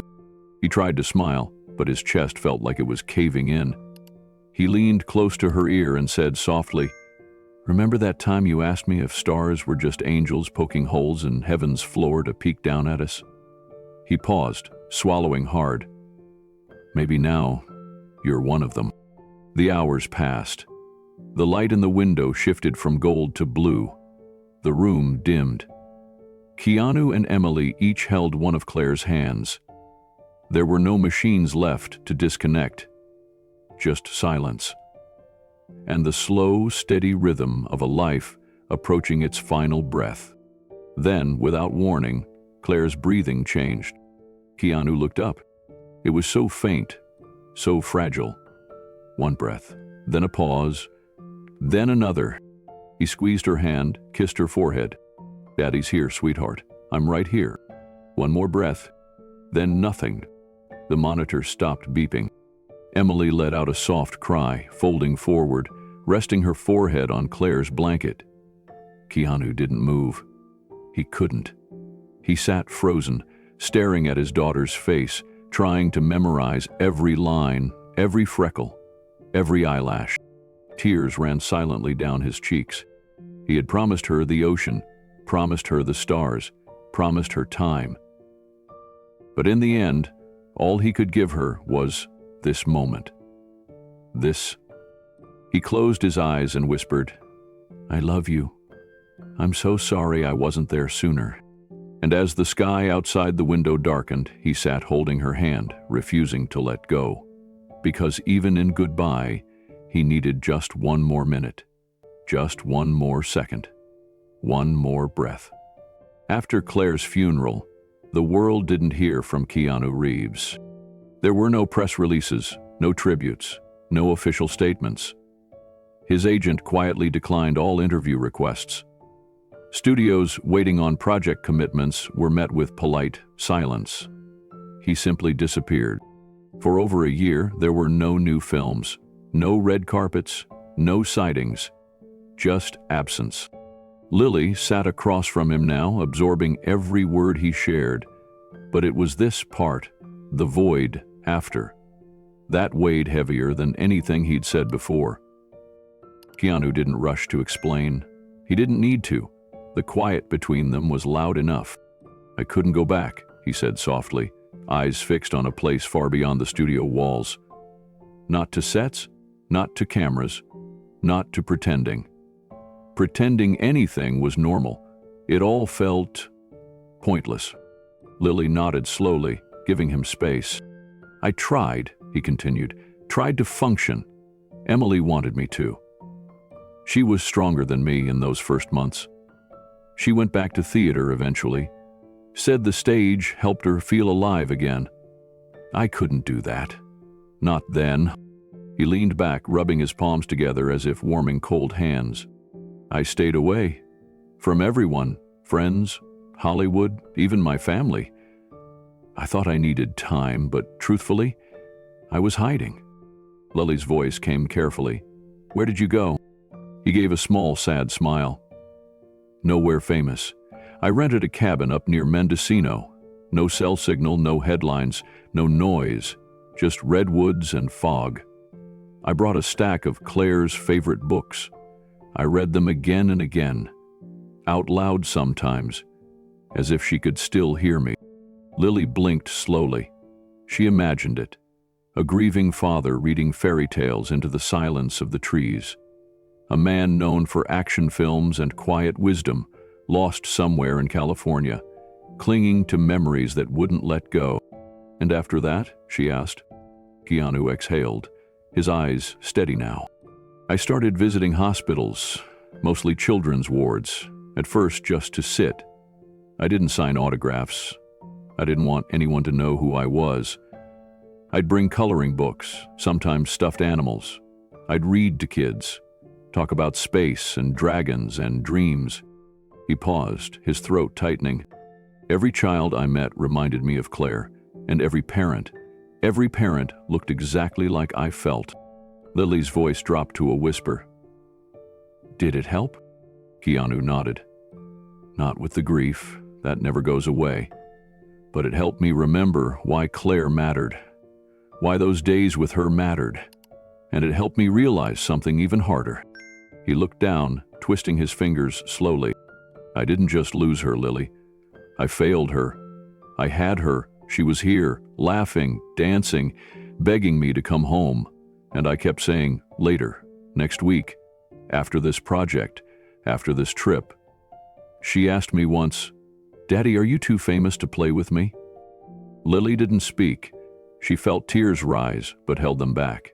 This was his moment, his truth. Keanu turned back toward her, his voice low and hoarse. People think regret is about what you did. Sometimes it's about what you didn't do. The phone call you didn't return, the bedtime story you didn't read, the weekend you promised and never showed up for. She opened her mouth to say something, but he shook his head, as if to stop the weight of comfort before it arrived. I didn't think I deserved to speak about her. That's why no one knew. I didn't feel worthy. Lily spoke softly. But you do, Keanu. You do deserve to speak about her. He gave a quiet smile, more broken than grateful. I used to think if I stayed silent, if I kept it buried, then maybe I could keep her with me. Like saying her name out loud would mean letting her go. But that's not how grief works. That's not how love works. He looked up at the soft ceiling lights, his voice steadying slightly. I started to understand that silence wasn't respect. It was fear. Fear of judgment, fear of reliving it, and, honestly, fear of forgiveness. Because if I said it out loud, then I'd have to face just how much time I didn't give her. Lily scribbled something in her notebook, but her hand trembled. She wasn't just a reporter anymore. She was a witness. And Emily? She asked. Keanu's eyes darkened. She coped differently. She created a foundation in Claire's name, books for children in hospitals. She travels a lot now, speaks at conferences. We talk sometimes, but it's never easy. He reached into his coat pocket and pulled out a worn, folded piece of paper. Lily leaned forward. It was a drawing, a child's drawing. 3 stick figures under a big yellow sun. One tall, one with a curly ponytail, one small in the middle, holding their hands. Claire had drawn it when she was 5. On the top, in uneven, rainbow-colored letters, it said, "My family." Keanu's thumb hovered over the drawing. She gave this to me the night before I left for Tokyo. I told her I'd only be gone a week. She made me promise. He closed his eyes for a second. I still have the suitcase from that trip. I never unpacked it, just shoved it into the back of my closet. Some part of me thinks, maybe if I open it, the guilt will pour out. Lily reached for a glass of water but never drank. The moment felt too sacred. "You're telling this now," she said quietly, "because you want to stop hiding." "I'm telling it," Keanu said, "because hiding didn't protect me. It only kept the pain fresh. And because someone out there might be where I was, choosing everything else over their child, thinking they have more time." He looked directly at her, his voice firmer now. "I want them to know the truth, that time is a lie. You think it stretches. You think it waits for your schedule to clear. But it doesn't. It runs out. It ran out for Claire. And I wasn't there when it did." Lily swallowed the lump rising in her throat. "Do you think you'll ever forgive yourself?" Keanu sat in silence for a long moment. "No," he said, "but I can tell the truth. And maybe someone else will make a different choice because of it. Maybe that's enough." The room fell into stillness again, but this time it didn't feel like grief. It felt like purpose. like a door slowly creaking open after being shut for years. Lily looked at the drawing again. "She'd be proud of you." Keanu didn't answer. He didn't need to, because in the quiet, in the ache of memory and the weight of confession, something had shifted.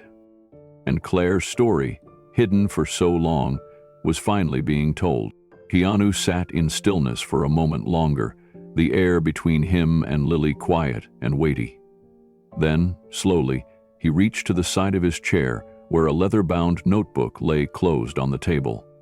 It was worn at the edges, the binding slightly frayed, clearly something that had been touched often over the years. His fingers moved gently over the surface before opening it with care, as if the contents inside deserved silence and reverence. Lily leaned forward without realizing it, her breath caught in her throat.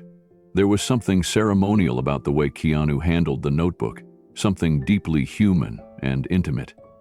He flipped through a few blank pages, then stopped at one in the middle.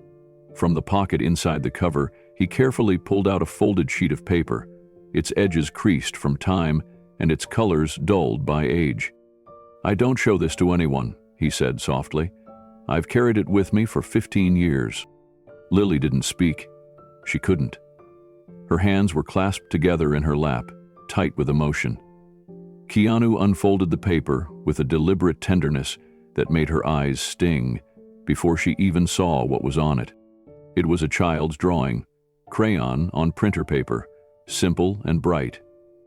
A little girl with long dark hair stood smiling in the middle, holding hands with a woman on her right, presumably Emily, her mother. Both were drawn in purple dresses. On the left, standing much farther apart, was a man. Black scribbles represented his clothes. His face was smiling too, but the smile looked small, almost hesitant, and there was distance, empty space between the man and the other two. Keanu tapped the paper gently. "That's me," he said, his voice catching. Lily swallowed. The silence felt sacred. Above the crayon figures, in large, uneven handwriting, were the words, "I love Daddy even when he's not here."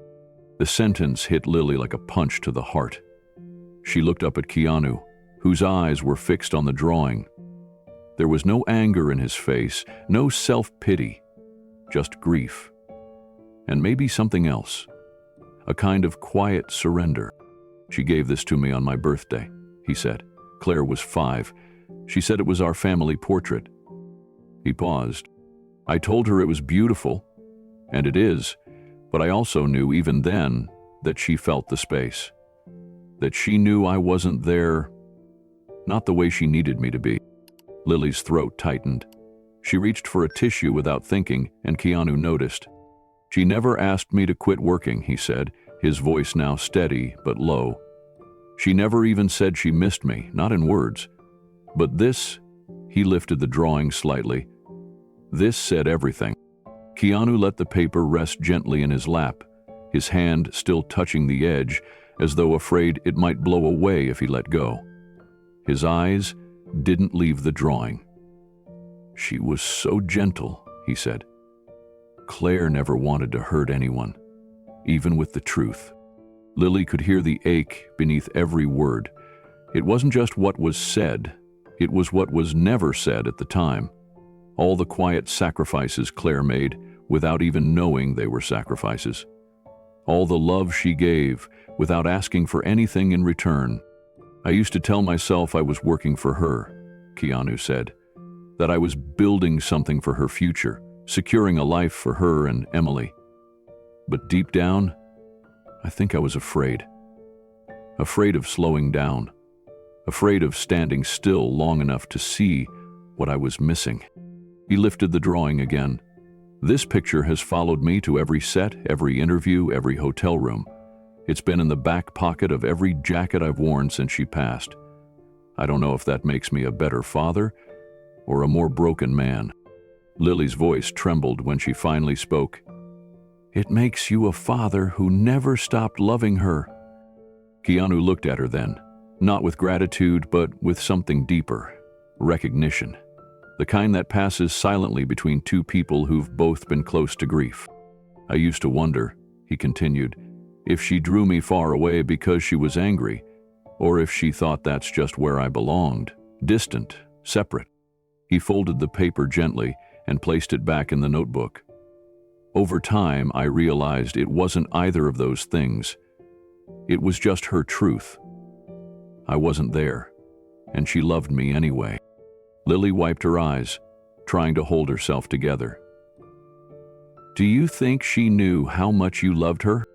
Keanu didn't answer right away. He glanced out the window, where the afternoon sun had dipped just slightly lower, casting golden streaks across the room. I hope so, he said. I told her every time I came home, but love's not just what you say, it's what you show. And I showed her absence. He leaned forward, resting his elbows on his knees. That's what I regret most. Not that I couldn't save her, but that she spent her last years thinking love was something that had to stretch across empty space. Lily's hands trembled slightly as she picked up her pen, but she didn't write. Not yet. Some stories required more than documentation. Some needed to simply be held. Keanu looked at her again. She drew me far away. And I was, but she still gave me a place in her picture. Keanu sat back slowly, his gaze unfocused now, as if revisiting moments too fragile to hold with words. Sometimes I think about what she might have drawn if I'd made different choices. If I'd been home more. Maybe all three of us would be holding hands, under a sky full of stars. Maybe I'd be right beside her? Lily couldn't speak. Her throat tightened as she watched this man, so often a symbol of strength, reveal the tender ruins he carried within. The world had never seen this version of Keanu Reeves, not behind red carpets, not behind martial arts training montages or press tours. This was the version few men allowed themselves to become in public. One built not by fame, but by love and loss.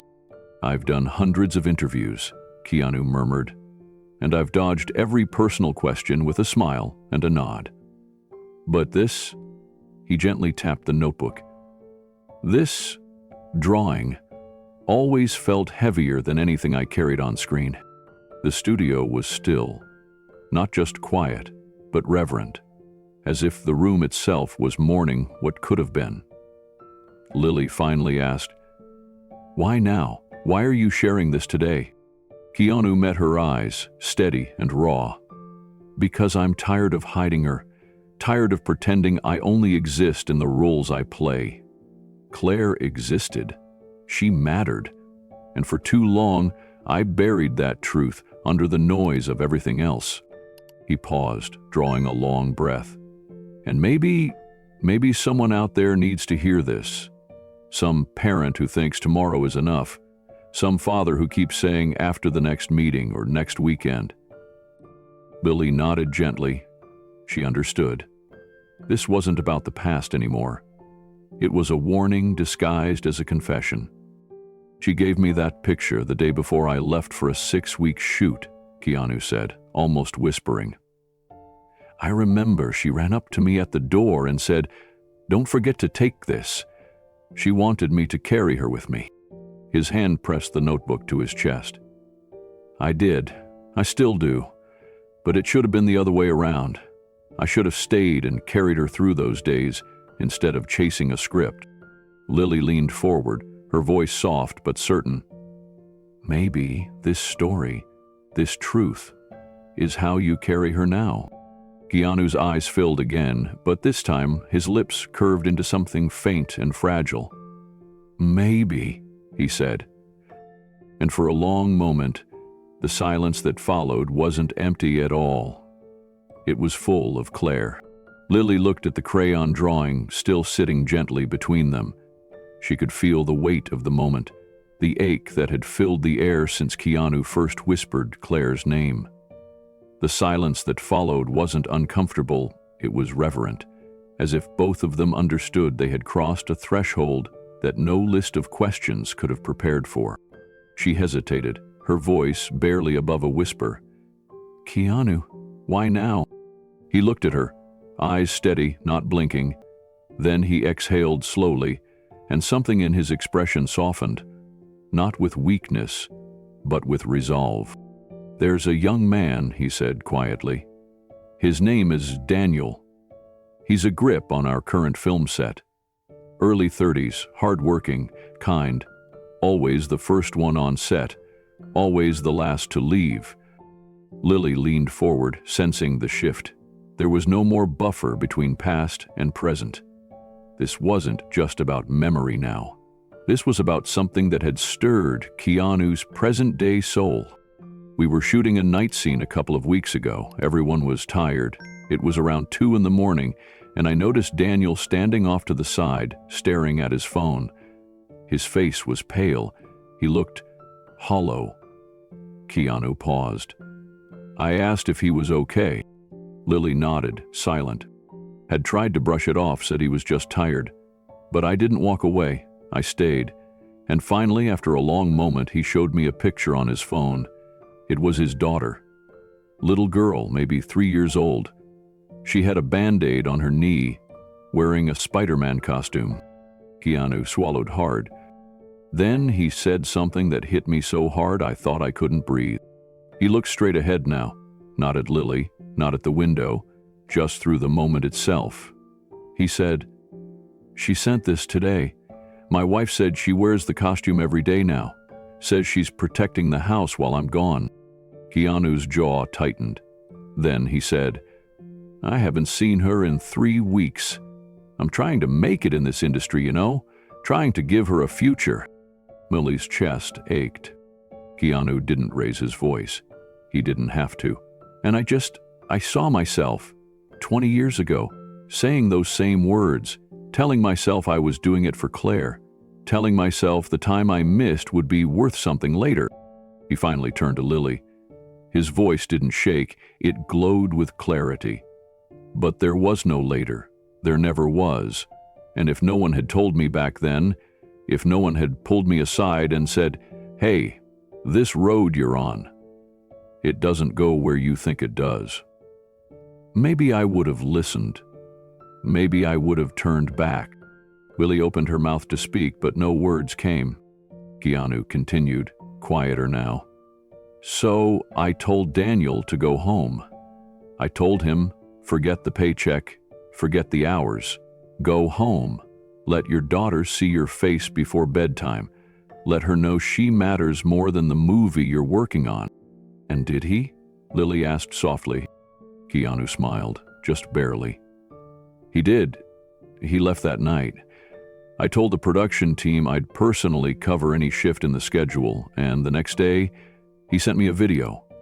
His daughter, running down the sidewalk in that same Spider-Man costume, yelling, 'Daddy!' at the top of her lungs. He said she jumped into his arms and wouldn't let go." Lily felt tears burn her eyes. She didn't even try to stop them. Keanu exhaled again. "That night, I sat in my trailer and stared at Claire's drawing for hours. And I knew, after all these years, I had to stop hiding." Keanu placed the drawing gently back into his notebook, folding it with the same careful reverence one might use for a sacred document. Lily didn't speak. She didn't need to. The room had shifted. It wasn't an interview studio anymore. It was something closer to a chapel. "I used to think that keeping Claire's memory to myself was how I honored her," Keanu said after a long pause. "That if I spoke her name too much, it would feel like exploiting her, or reopening something that had already broken me." His hands were steady now. "But the truth is, silence doesn't protect anything. It only builds walls, and behind those walls, regret grows like mold." Lily's voice was low, tender. "You didn't want anyone to see your pain." "I didn't want to admit I failed her," he replied. "And I did. I know people will say I didn't, that I couldn't have known. But I knew enough. I knew she needed me. I just kept telling myself I'd make it up to her later. And that was the lie I lived in." The room felt suspended in time. Every breath, every heartbeat was synchronized with Keanu's confession. Lily took a breath. You've helped so many people.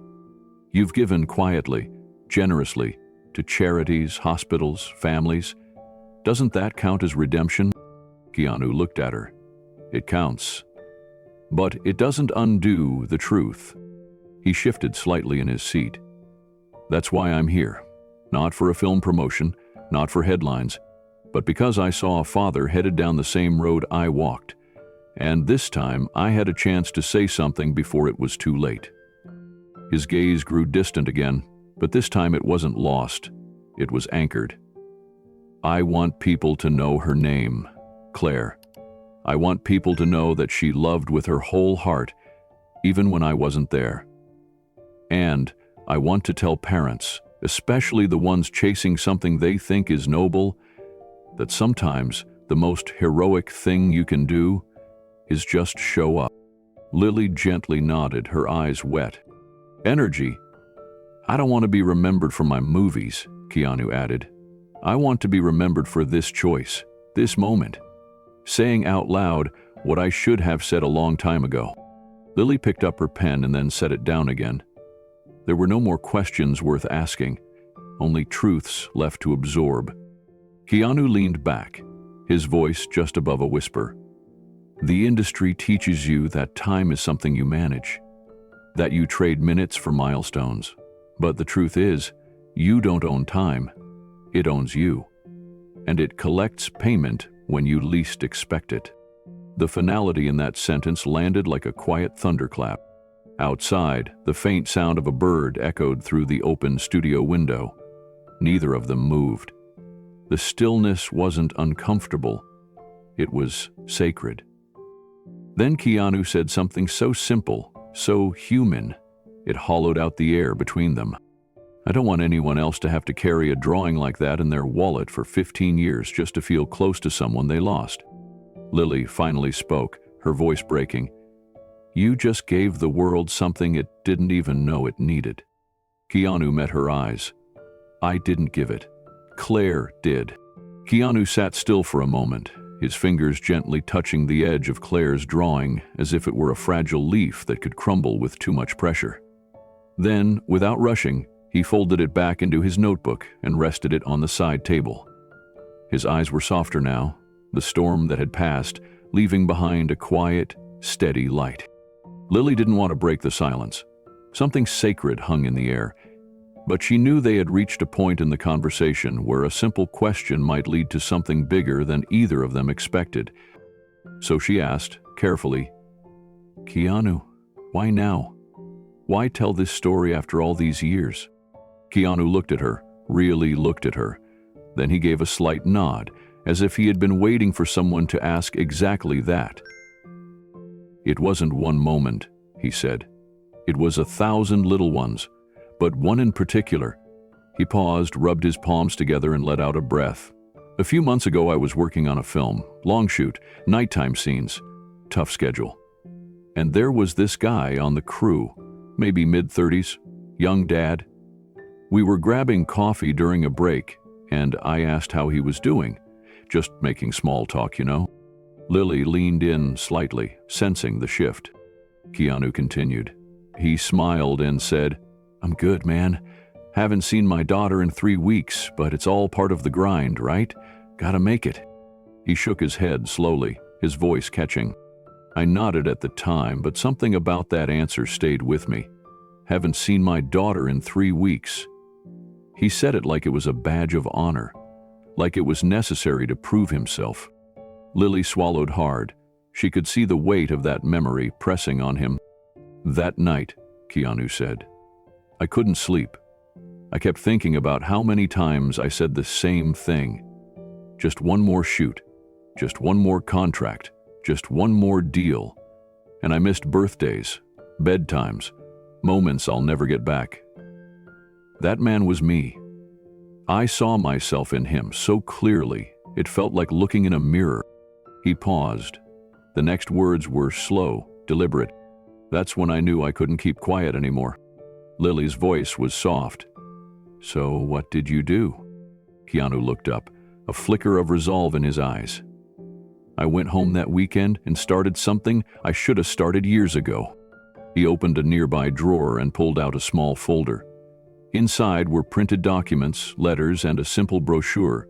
He passed it to Lily. On the front was a photo, not of him, but of a mother holding her child on a hospital bed. The child wore a knit cap and held a toy rocket. The title read, "The Claire Foundation." Lily's eyes widened as she read the subtitle out loud, "Presence over presence." Keanu nodded. "That's our motto." Lily's fingers lingered on the page as she read more about the foundation's mission. It wasn't flashy.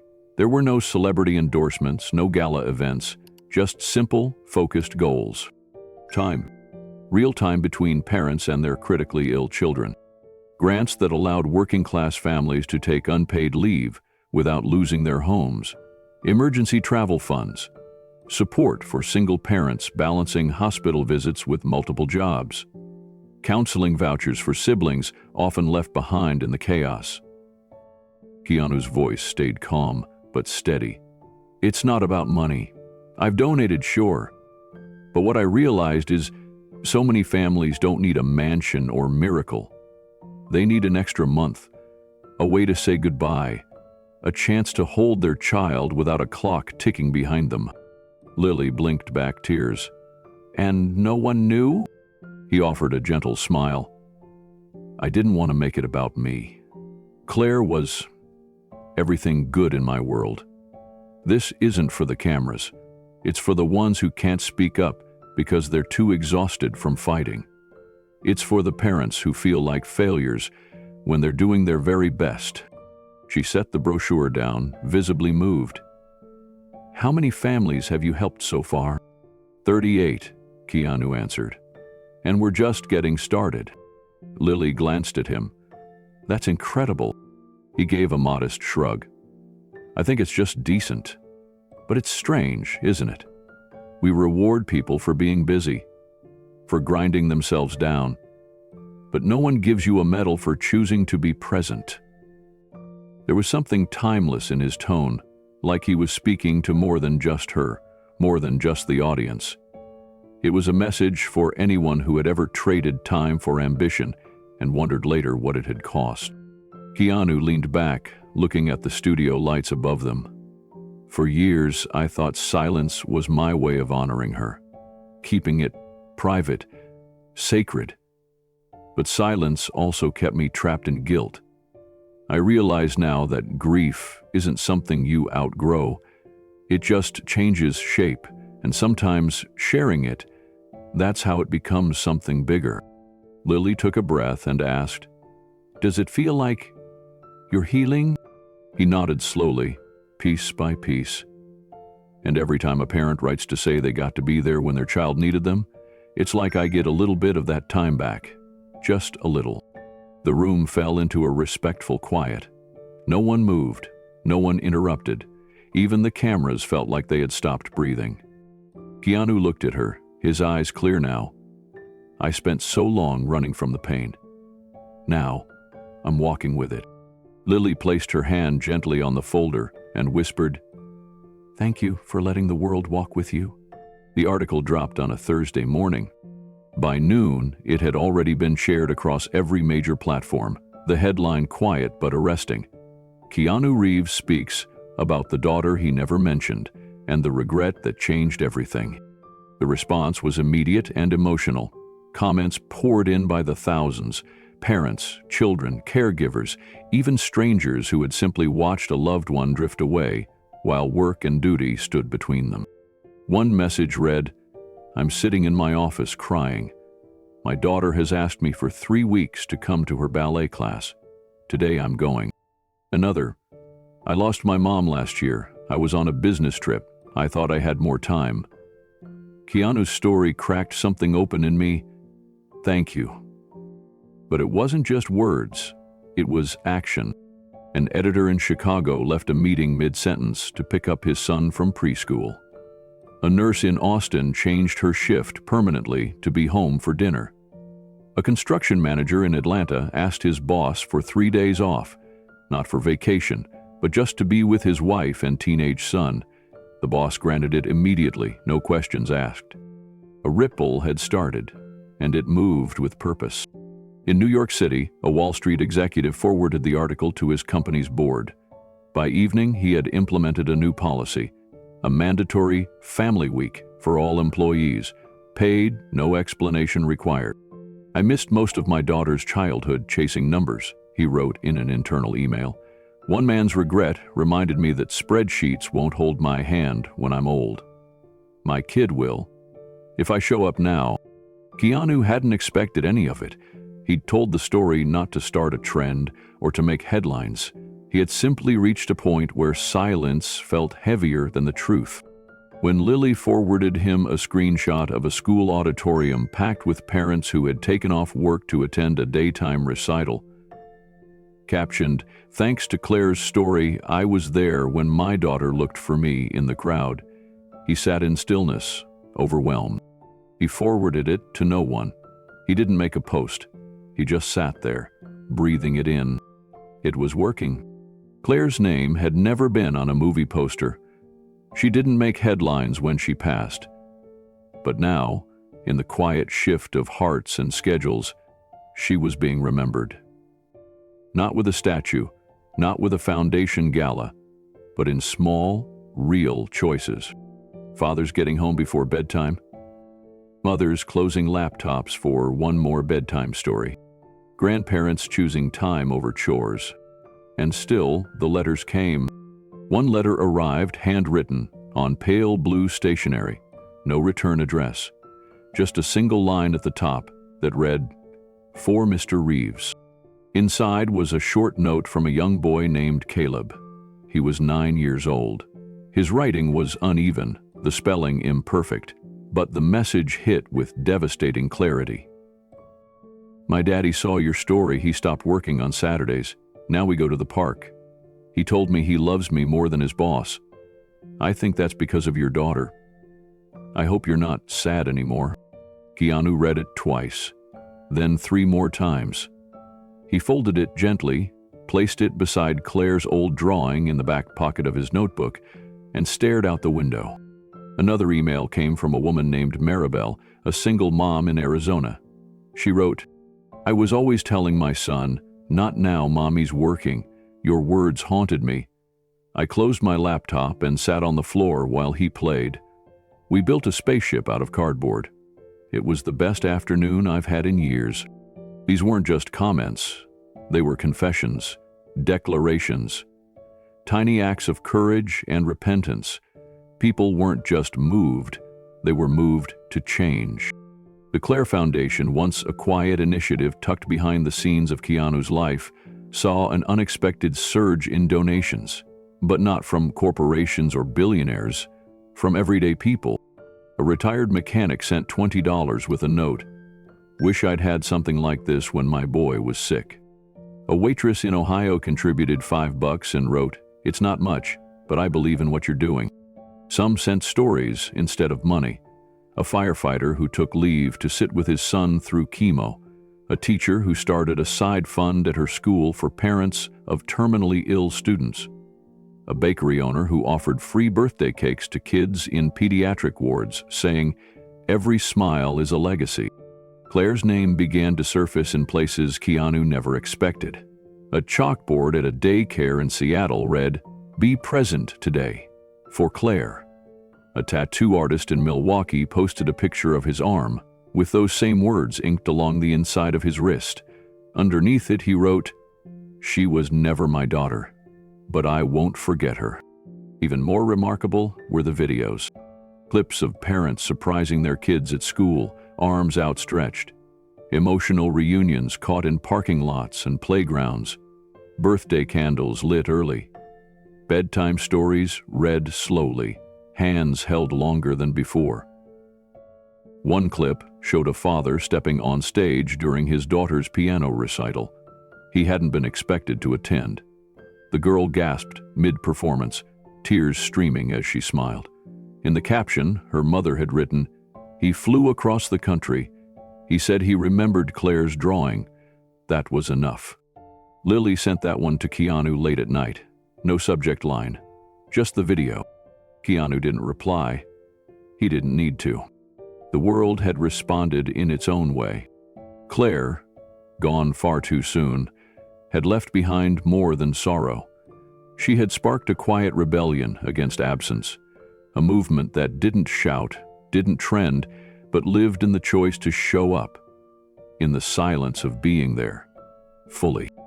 And for the first time in 15 years, Keanu felt something shift inside. Not closure, but connection. Not forgiveness, but grace. A ripple, reaching back to the very moment he should have stayed. And finally, after all this time, choosing to be present. Lily sat in her car longer than usual that night, the engine humming quietly beneath her hands. The world outside her windshield was still, but inside her mind, everything was moving. Keanu's story hadn't just touched her. It had rearranged something in her. As she stared at the streetlight casting soft gold across the dashboard, her thoughts drifted to her own daughter, Ava. She had promised herself, once, that she would never become the kind of mother who missed the small moments. But deadlines had crept in. Travel, calls, interviews. Just last week, Ava had asked if her nanny Teresa was her second mom. Lily had laughed it off at the time, but now the words echoed in her ears like a quiet accusation. She turned the key, cut the engine, and stepped out into the night. Inside the house, the air was calm, filled with the faint scent of lavender from Ava's diffuser. The hallway light was on. Teresa had tidied up, as always.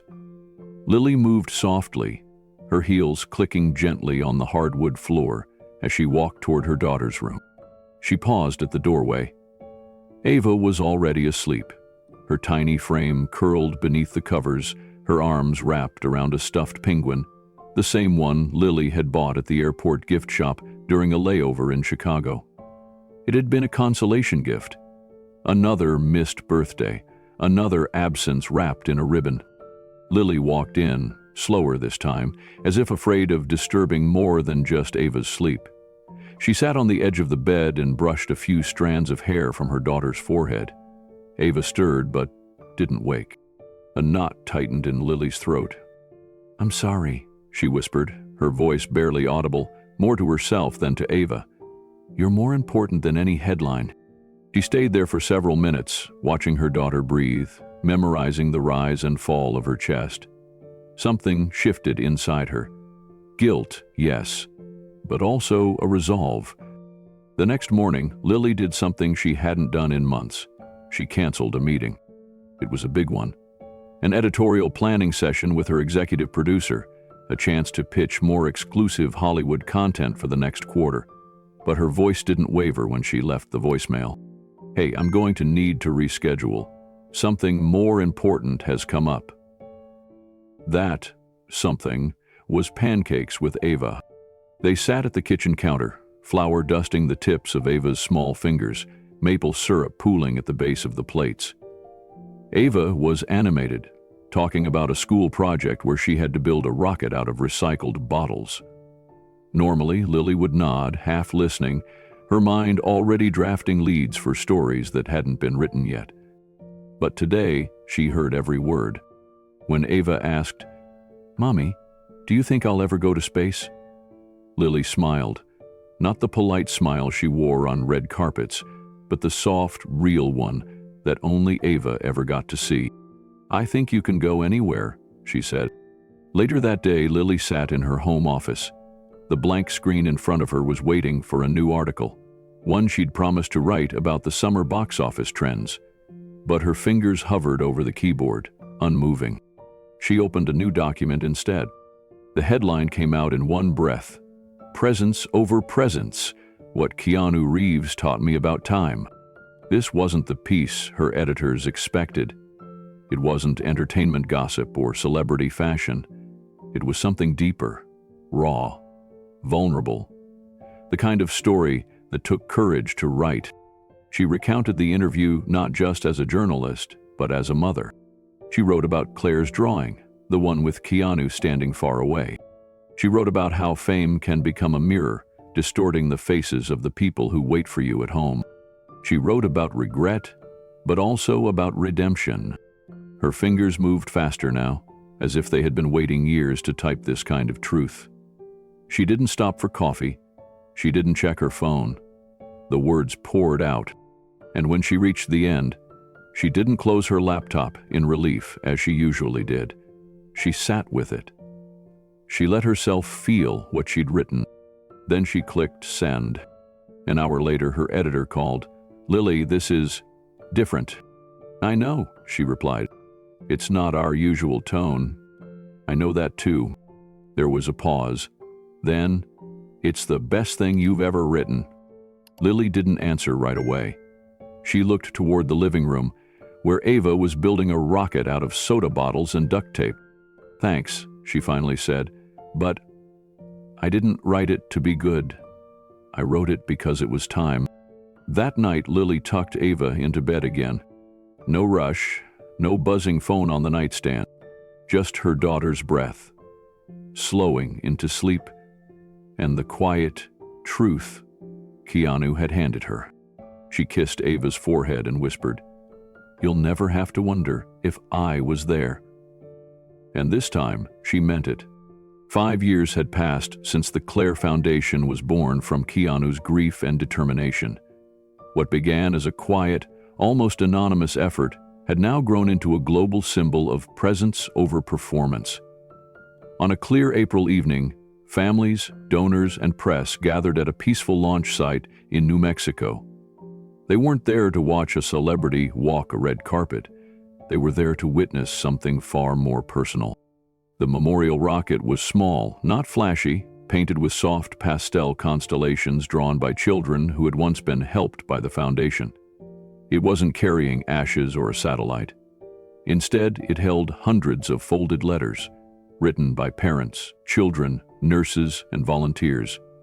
Each one was sealed with care and carried a message, a memory, a promise, or a thank you for time that wouldn't have existed without Claire. Keanu stood quietly near the launch pad. His hair had more gray now. His posture was still strong, but his eyes carried the same mixture of gentleness and sadness that had never left him since the day he spoke Claire's name aloud. Next to him stood Emily. They hadn't rekindled romance, but they had found something perhaps even more rare. An enduring bond through love lost, rebuilt not in passion, but in purpose. Emily glanced up at the rocket. "She'd be taller than me by now," she said softly. Keanu gave a small smile. "And probably bossing us around." "You already did." They shared a moment of quiet laughter, the kind that didn't echo but warmed the space between them. It had taken years for them to reach this peace. Years of not knowing how to grieve. Years of watching the world move on while they stayed stuck at the same moment. But the letters people had written, those raw, aching, hopeful messages, had helped them too. Every one reminded them that Claire was not forgotten. The crowd began to quiet as the Foundation's director stepped forward to a small microphone. "Today we honor 5 years of something we hope lasts forever. These letters are not just paper, they are choices. Moments when people said no to one more email and yes to one more bedtime story. They're reminders that even when we can't add more time to a life, we can fill the time we have with what truly matters." Keanu stepped up next.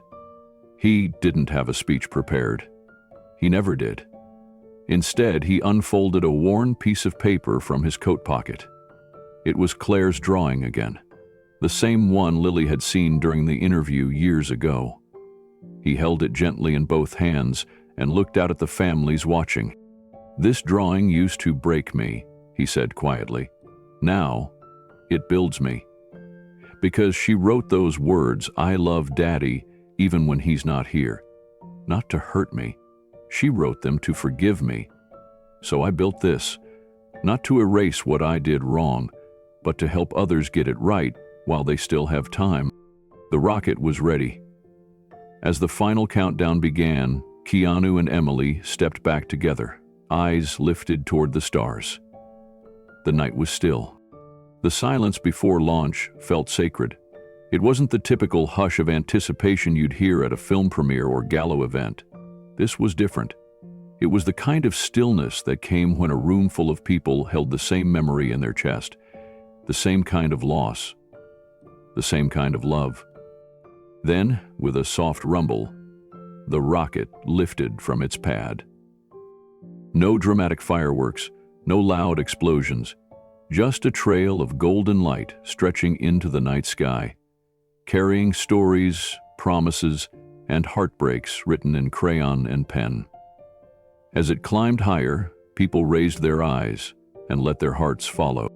Emily held a tissue to her mouth, but her eyes never left the sky. Keanu stood beside her, hands in his coat pockets, his shoulders tense but unmoving. When the rocket passed through the last visible layer of clouds, a gentle recording began to play through the speakers surrounding the field. It was a child's voice, young, high, and clear. "Daddy, I love you all the way to the moon." There was no introduction, no setup, just those few words. Keanu's body swayed slightly at the sound, like it had struck a chord too deep to brace for. His lips parted, but no words came. Around him, people gasped. Some pressed their hands to their hearts, others cried openly. Claire's voice. It was from a video Emily had recorded when Claire was 5 during a bedtime routine. In the clip, Claire had been holding a plush rocket ship and laughing, climbing into bed with her usual dramatic flair. She had turned to the camera and announced, "If you go to the moon, Daddy, I'll still love you, even all the way up there." Keanu hadn't watched the full video since the funeral. Emily had saved it on an old drive, unsure when or if she'd ever revisit it. But when the foundation reached its 5-year mark, she'd sent the clip to the board with a note. Maybe it's time the world heard her, too. Now, standing on that field, the words didn't just echo, they landed. "Daddy, I love you all the way to the moon." The voice played again, softer, fainter this time, as if it were drifting with the rocket. The moment stretched. Not somber, but reverent. As if every parent in the crowd was silently rewriting their priorities. As if every child, watching from home, could feel the arms of time trying to pull their parents closer. After the rocket disappeared completely from view, the crowd remained quiet. No applause, just the rustling of coats and a few muffled sobs. Keanu finally turned to Emily and whispered, "Thank you for letting them hear her." Emily reached out and touched his arm. "She was never just mine." They stood that way for a while, not speaking, just breathing in the moment. Around them, families slowly began to leave the field, holding hands tighter than they had before they arrived. The Claire Foundation had always been about creating space for presence, moments where time wasn't stolen by work or fear or distraction. And tonight, that mission reached new heights, literally and emotionally. Back at the edge of the field, a young boy tugged on his dad's sleeve and pointed at the sky. "Do you think the moon heard her?" His father knelt beside him. "I think everyone did." The hallway was quiet, the kind of quiet that settles in places where healing is still fighting for space. Soft pastel murals covered the walls, painted forests, smiling suns, rockets heading toward imaginary galaxies. On one door, a paper star was taped above the name Lena. Inside that room, Keanu Reeves sat in a low chair beside a hospital bed, holding a worn book in his hands. The little girl was no older than 6. Her head was bald from treatment, and her hands trembled slightly as she held a plush turtle close to her chest. Her eyes, however, were bright, curious and attentive. Keanu read gently, his voice low and calming, the words spilling like music into the air. The story was about a fox who wanted to reach the stars. It was simple, just a children's book, but he read it as if it were the most important story in the world. Because to Lena, it was. When he finished the last page, Lena looked up at him and whispered, "Do you think stars remember people when they go?" Keanu paused. He smiled softly, eyes clouding a little. I think stars. Remember the people who loved them. Lena nodded like that made perfect sense. Then she reached for a crayon and asked if he would draw something on the wall for her. Across the room was a space reserved for visiting artists and guests. Keanu stood slowly, took the offered crayon, and walked to the wall. With quiet care, he began sketching. A small hill under a dark sky, 3 figures standing beneath it, a little girl in the middle, holding hands with a woman on one side and a man on the other. They were looking up together. Above them, he added stars, dozens of them, scattered like tiny hopes. And underneath it all, in letters shaped by love more than skill, he wrote, "Love can't wait." When he stepped back, the nurses behind him were wiping their eyes. Lena's mother had her hand to her mouth. One nurse whispered, "That's Claire, isn't it?" Keanu just nodded. That day, he visited 6 more rooms. He read 3 more stories. He gave each child a sticker from a small tin he kept in his jacket pocket, Claire's favorite ones, still unused after all these years. And when he finally left the hospital that afternoon, he stood alone outside the main entrance and looked up at the sky. It was early evening. A few stars were beginning to appear, barely visible through the city haze. He took a deep breath, placed his hand over his heart, and said nothing. But everything about his silence said he was still listening. Not long after, Lily Harper's interview with Keanu went live. It wasn't just a video, it was a wake-up call for millions. In just days, the clip of Keanu whispering Claire's name had been shared across continents. People didn't just watch, they changed. Fathers left early to be home by bedtime. Mothers paused meetings to sit through piano recitals. CEOs restructured company policies to offer more family leave. In one corner of Montana, a high school coach canceled Saturday practice for the first time in 20 years to take his daughter to a butterfly exhibit. And the wall where Keanu had drawn? It was now protected in glass. 5 months later, Keanu returned to the same hospital. The wall drawing was still there, now surrounded by photos from families who had read the article, watched the interview, or simply heard about a man who lost his daughter but never let her memory fade. Below the glass, someone had taped dozens of tiny paper stars, each with a name. Names of children, names of parents, names of people who had decided that love can't wait. He stood there in silence for a few minutes, hands in his coat pockets. Then a nurse tapped his shoulder and smiled, asking if he'd like to join the story hour again. Without a word, he nodded and followed her inside. This time, the children were gathered in a sunroom with big windows and cushions on the floor. A new batch of kids, different faces, different battles, but the same need for presence, not presence.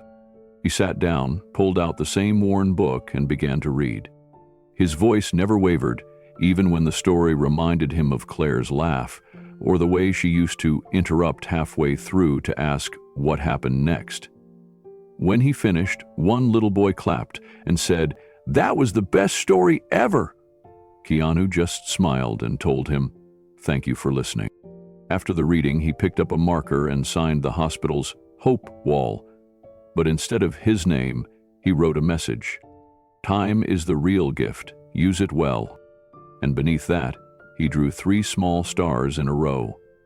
Claire's favorite shape.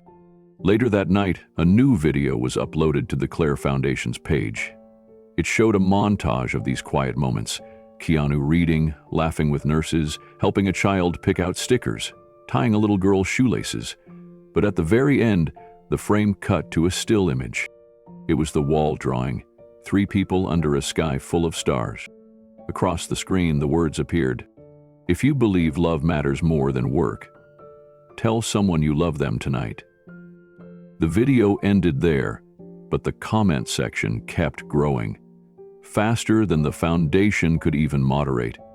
People shared their own regrets, their own stories.